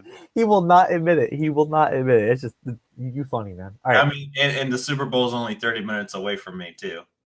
Oh yeah, hey, he could make a trip. Okay, I watched them live, and okay, maybe, sort in some sense, I guess they're okay. Jesus, man, yeah, Bobby. You're worth the skip. Bobby, what do you think here? Chargers barely. Okay. Barely. Baltimore's powerhouse defense, dude. And I was about to say, I think the Ravens though are like they're in the playoffs like during a good time. Like they're pretty hot. Mm-hmm. Yeah, they're steaming. Like they're coming. Do not count them out of this yet. Here's the thing about the Ravens. And I know this is cliche, but defense wins championships, and they got the best defense in the league. Also, not really any defenses have been able to figure out the whole Lamar Jackson read option offense this year. Now, at some point, if the Ravens get behind, he's gonna have to throw the football. Which, if they're behind, they're in trouble. But yeah, I think, man, this is gonna be a good game. What time is that, by the way? At 1:05 today. Okay. Right, cool. Man, I will go with the Chargers. But that one's hard, man. I think the Ravens got a really. So are we all in agreement that it'll be at most a one possession game? Yeah. I think it'll be one possession game. Yeah, absolutely. I'm excited for that one, and then the final game to wrap up the wild card weekend, the Eagles at the Bears. Eagles somehow getting in the playoffs. I will say this now, and I'm sure you've heard it before. Look, we're me and Bobby from the Philly area, and I wouldn't hate the Eagles if it wasn't for their fans, but I fucking hate the Eagles because of the fans, and the fact that they got in the playoff pisses me off. So Yeah, I mean they're crazy. You see it all on TV, and you're like, oh man, these guys are crazy. Well, actually, be here, and the Eagles fans are goddamn crazy. All right, Did you see the video of the guy getting arrested? Oh yeah, and he goes go. He's like, do you have anything to say? Go Eagles. Yeah. So for context, and I'll have to go find it again. But there was a video floating around on Twitter. There was one of the local Philly station, or well, I don't know if it was a Philly station, but I'm either not way, sure what it was. somebody was getting arrested. And there was a news team there, and the reporter asked him as he was being led to the car, like to the squad car. They asked him, "Do you have anything to say?" He looks around for a second and he goes, "Go Eagles!" And he gets put in the car. Is there anything you want to say? Hang on. Go Eagles! Yeah, that's how they are around here. I love it. This game is in Chicago. I would like you know what's interesting? I want to see if I can find it. I want to see what the weather is going to be. 38 degrees. That's pretty mild for Chicago at this time of year. Okay. Typical Northeast weather though. Yeah. So all right. So what is your guys' predictions? Bears. I don't see any way the Eagles are winning this. Here's the thing though. People have eaten those words before because Wentz got out last year and everyone counted everybody out, and then here comes Foles. Dude, this is hard. This is really hard. Here's the thing. I was never high on Chicago though. I was just as bad with Chicago as Brendy was the Chargers. Yeah. I'm starting to turn because at this point it's like, okay, no, they're the real deal. My whole thing with them is I didn't think their offense was there, but I'm obviously very wrong. It's I don't want to say it's close because I'll say this. I think it's Chicago. I do think it is very much Chicago. But I am not counting the Eagles out whatsoever. But I do think if Chicago is going to win this game, it's going to be by a couple. But I could easily eat those words, and I'm aware of this now, that Foles can just have another game of his life again. But the Eagles are still a banged-up team. Do not be mistaken. They're still a banged-up team. They have a lot of their core still there, especially on offense, but for the most part, they're still a banged-up team, so it's going to be interesting to see. They just barely got in. It was by the skin of their teeth. Yeah. So they needed the Bears' help to get in the playoffs. That's my favorite thing. It's like, hey, Chicago, you guys. My favorite is the NBC Philadelphia hyping them up, like looking good, guys. And then as soon as we got in, or I'm sorry, I say we. I'm not an Eagles fan. I said NBC Sports Philadelphia, and they cover the Flyers. So I'm like, okay, whatever. Anyway, and then they got in, and they were like, okay, yeah, we'll see you next week, you piece of shit. Like it was immediate. Like it was immediate. So, I think Chicago has this one. I gotta say, as much as the rap on the Eagles fans, I get it. I totally get it. My favorite chirp that I've heard, and I have to say this because I was like crying at this. Obviously the Vikings got eliminated, and it was the Eagles and the Vikings have had some beef. My favorite was somebody posted a picture of a clock, and they said, they said, "Hey Vikings fans, do you call this 6:22 or 38-6?" That was like top tier chirp right there. I thought that was top tier chirp. That's actually really good. I like that one. I like that a lot. So I got Chicago. I got the Eagles. All right. Here's why. I'm rooting against them, so they're gonna win. That's as simple as it gets. Okay. The Vikings last week. I'm sorry, not the Vikings. The Bears last week lost. What's his first name? Allen Robinson. They lost Taylor Gabriel, and they lost Andre Miller, all to injury. So they literally don't have a wide receiver on the field that is healthy. The Eagles just always find a way, and I hate them, so they'll win. Then they'll win next week, and Drew Brees will tear his ACL in practice, and then they'll beat them. and then they'll end up playing the Rams, and the team plane will crash, so they'll get an automatic victory, and then they'll go We are on, Marshall. and then they'll go on and play the Patriots again, and they'll pull off some bullshit and win the Super Bowl again. That's my prediction. Okay. No. The team plane will crash. Team plane crashes. Which doesn't make sense because the game is in LA, so I don't know why they'd be flying, but you get my point. Anyway, yeah. You mean in New Orleans? I hate everything about what you just said. That's true. It's gonna happen. I'm telling you, the Eagles are gonna win the Super Bowl again because I hate it so much. Yeah, I have the Eagles. I don't know. I mean, the Bears had a great season, but for some reason, I just have this feeling that experience is gonna overcome. The Eagles have been there. They did it last year, and the Bears. I know a lot of people were hyped about them and thought they would be a good team. I didn't think it would be this quickly, but they had. But yeah, I got the Eagles. But all jokes aside, I think I don't know, man. If there's, like I said, I wouldn't want to play the Eagles. There's just something about that team where they got in, and now the Foles will run the table. I hope you know, when the Falcons were scheduled to play the Eagles week 1, I was like, well, we're not making the playoffs because the Eagles just injure everybody. Or get injured, one or the other. Yeah. Yeah, really.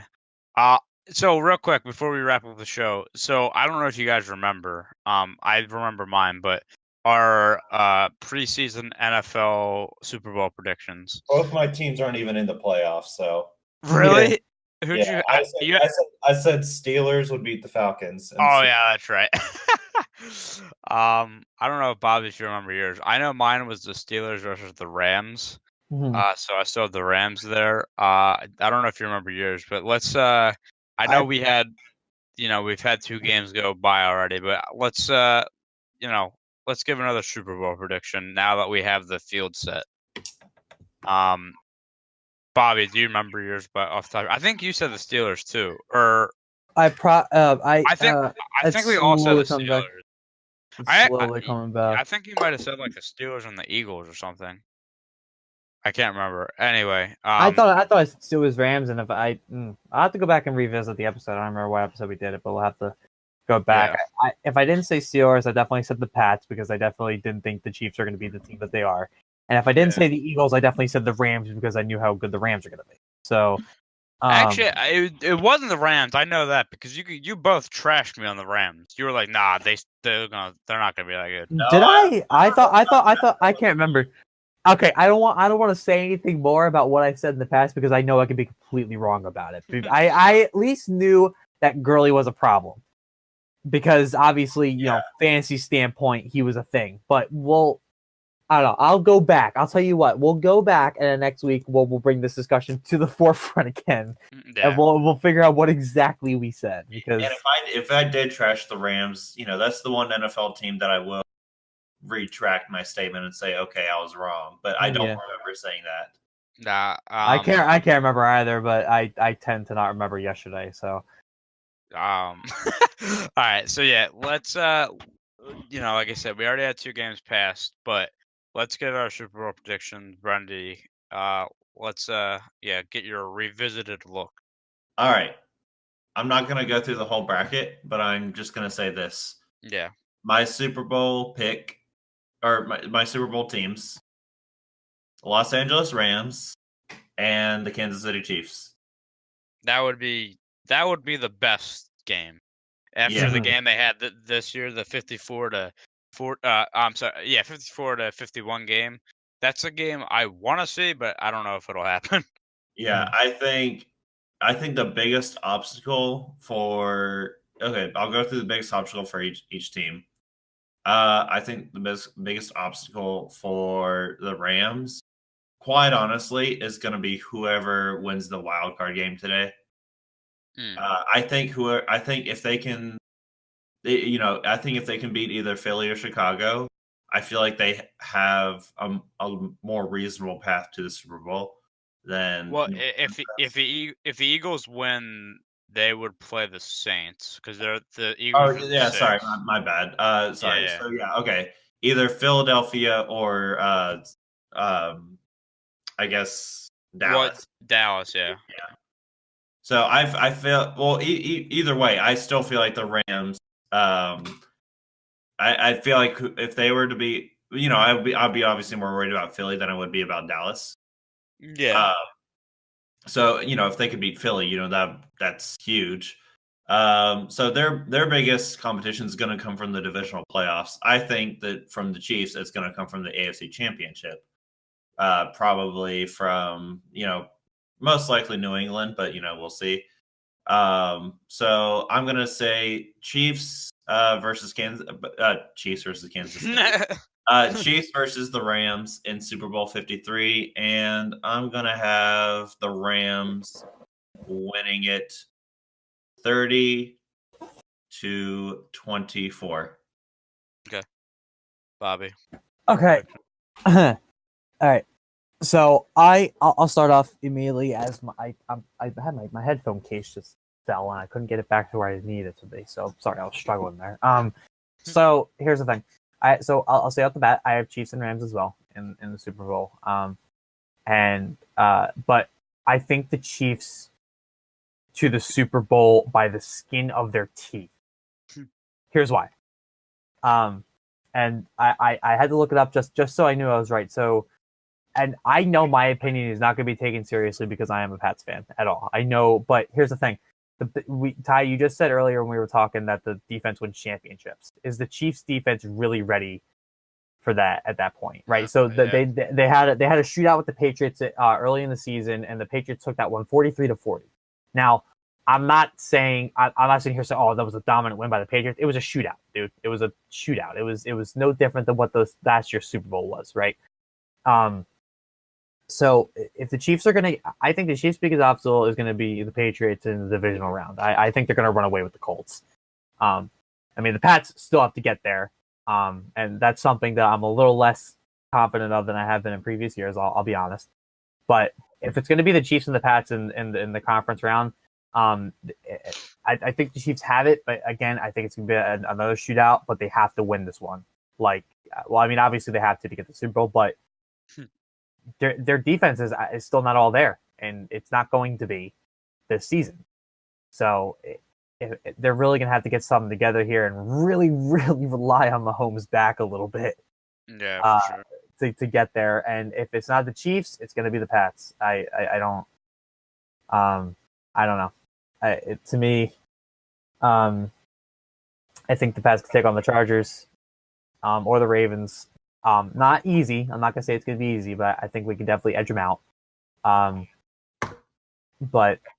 I don't know. And then I think the Rams have a bit of an easier time than the Chiefs do. I think they'll beat the Saints in the NFC Championship if that's what that's going to be. Surprised the Seahawks got out. I've been high on the Rams, so I definitely have the Rams having kind of a cakewalk to get to the Super Bowl, to be quite honest with you. But I think Chiefs by the skin of their teeth. Quite honestly, and sorry, I don't mean to interrupt, but I just felt like that Seattle Dallas game. I felt like that was probably as close to a pure toss-up game as you could get. Yeah, I think my favorite take from that game was someone was saying, I love all the running play calls by Pete Carroll in that game. Talk about a guy who's learned his lesson. Yeah, I think that was my favorite take. But and then I guess who do I have winning in the Super Bowl? If it's the Chiefs and the Rams, I got the Rams. All right, so we agree there. Mm-hmm. Keep mine short and simple, and I'm not kidding when I say this. I really mean this. This is my final. Patriots Eagles. I'm not. Man, that's Where's piping. I mean, you can hit it. What happened now? It's deservedly so, but I just have this, this notion that the Patriots are always there. They'll get there. The Eagles will somehow find a way. And I know this is based on no stats whatsoever. I just have that feeling. So that's and another purge will happen in the Philadelphia area. But I'll say that, and I'll say the Patriots will win that this time, though. Well, that's the thing I was gonna say.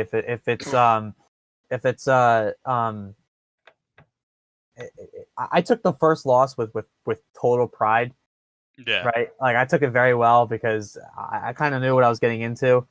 If we lose again to the Eagles, I'm going to be really mad. Dude, I mean, You made you had the biggest comeback in Super Bowl history. You could take an L. That's what Well, pissed me off. That's what pissed me off though, because like you were not mad that they lost last year, and I'm like, you spoiled asshole. Like that's what happens when you win the Super Bowl every other year. Right. But like the other part of it is that I do like the Eagles. I'm from the area, right? So it's kind of natural that I like them.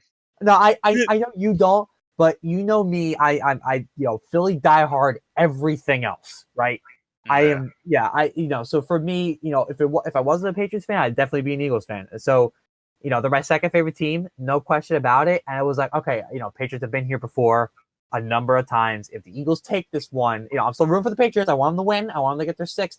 But if the Eagles win this one, I'm not totally going to be pissed about it. And I wasn't. I got a little salty at some of the chirps. I'm not gonna lie, but who isn't, right? But at the end of the day, it was good to see. But I'm not this time. Nah. If we lose the Eagles again in the Super Bowl, I'm gonna be livid. I'm going to be livid. By the way, I'm sorry to this is kind of backtracking, but I was just looking at the odds for the games today. The Ravens are actually a 2.5-point favorite, which is kind of interesting. Well, they're hot. I mean that might also have to do with them being the home team. I don't know, but I just had to mention that.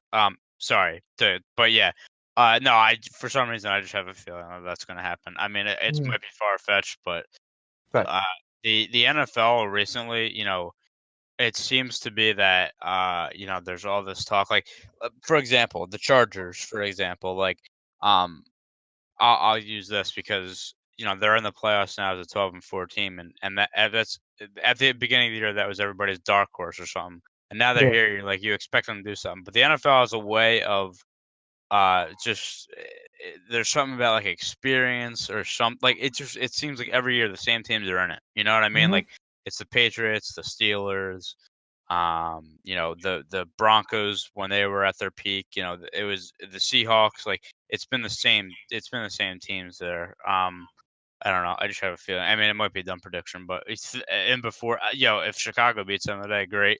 Yeah, we're all about the hot takes here. So, but yeah, that's just my feeling on it. Anyway, let's wrap this up. We are long on our first episode back. Wait. I'm sorry. Real quick, you did miss one thing.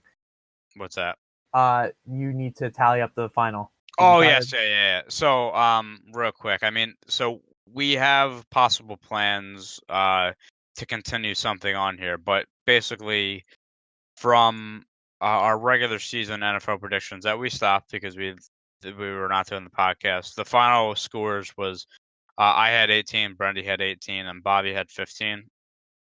Now, we might decide a tiebreaker over these playoffs. We will see what happens, but yeah, I will say me and you, our Super Bowl predictions are completely different. Yeah. So maybe we could fiddle around with that later. I mean, we'll announce next week. To be fair, I mean, if I had a real prediction, it probably wouldn't be that, but that's just my gut feeling. But yeah, we'll figure something out. Anyway, so that was the final scores. Throughout the year, like I said, we apologize for stopping it, but when the podcast didn't get recorded, it's kind of tough to give predictions. So, apologies for the lack of podcasts over basically the past month and how delayed the last episodes were. A lot of it was technical difficulty. A lot of it also fell on me, so I'll take some personal responsibility for that. Everything got really crazy toward the end of November, beginning of December, and everybody's schedules were conflicting, and then of course holidays and everything like that. We already have talked and figured out a system for when that happens again, and figuring out what to do going forward. So we will be a little more consistent going forward. We have a plan in place, so apologies for that. And it's just good to be back. I'm glad to be back doing this again. It was fun. Hopefully Zach can get back on here next week. And we'll kind of continue that. But as for the show, you can, if you'd like to contact us, we do have a Twitter @ComePlayNetwork that Brendy has done a fantastic job on, as I've said in the past. Oh, and Brendy, do you want to plug yourself real quick? Yeah, you can say go ahead. I made a personal Twitter account at Brendon CPN. Go follow me. I need more than 2 followers. That's me, and Tyler doesn't even follow him yet. It's me and the CPN Twitter. Yep. All right, hold on. I'll get there. Yeah, I think. I mean, even myself and Bobby have gotten more involved in that too. So it's been a lot of fun. Well, you on guys the really Twitter. help out, like when I'm at work and stuff. Yeah, it's a lot of fun. fun. And I was doing a couple of World Junior tweets, which I wanted to do a little more live tweets of, but I ended up not being able to watch a lot of games. One of y'all to live tweet for me today as well. I got you, fam. All right, here we go. We're gonna wrap it up here. Thank you for listening. Like the video if you liked it. And if you're listening on something besides YouTube, give it a review if you're on iTunes. We will be back next week with episode 16 of the podcast, and we will see you then. But it's good to be back, and we will see you next time. Peace.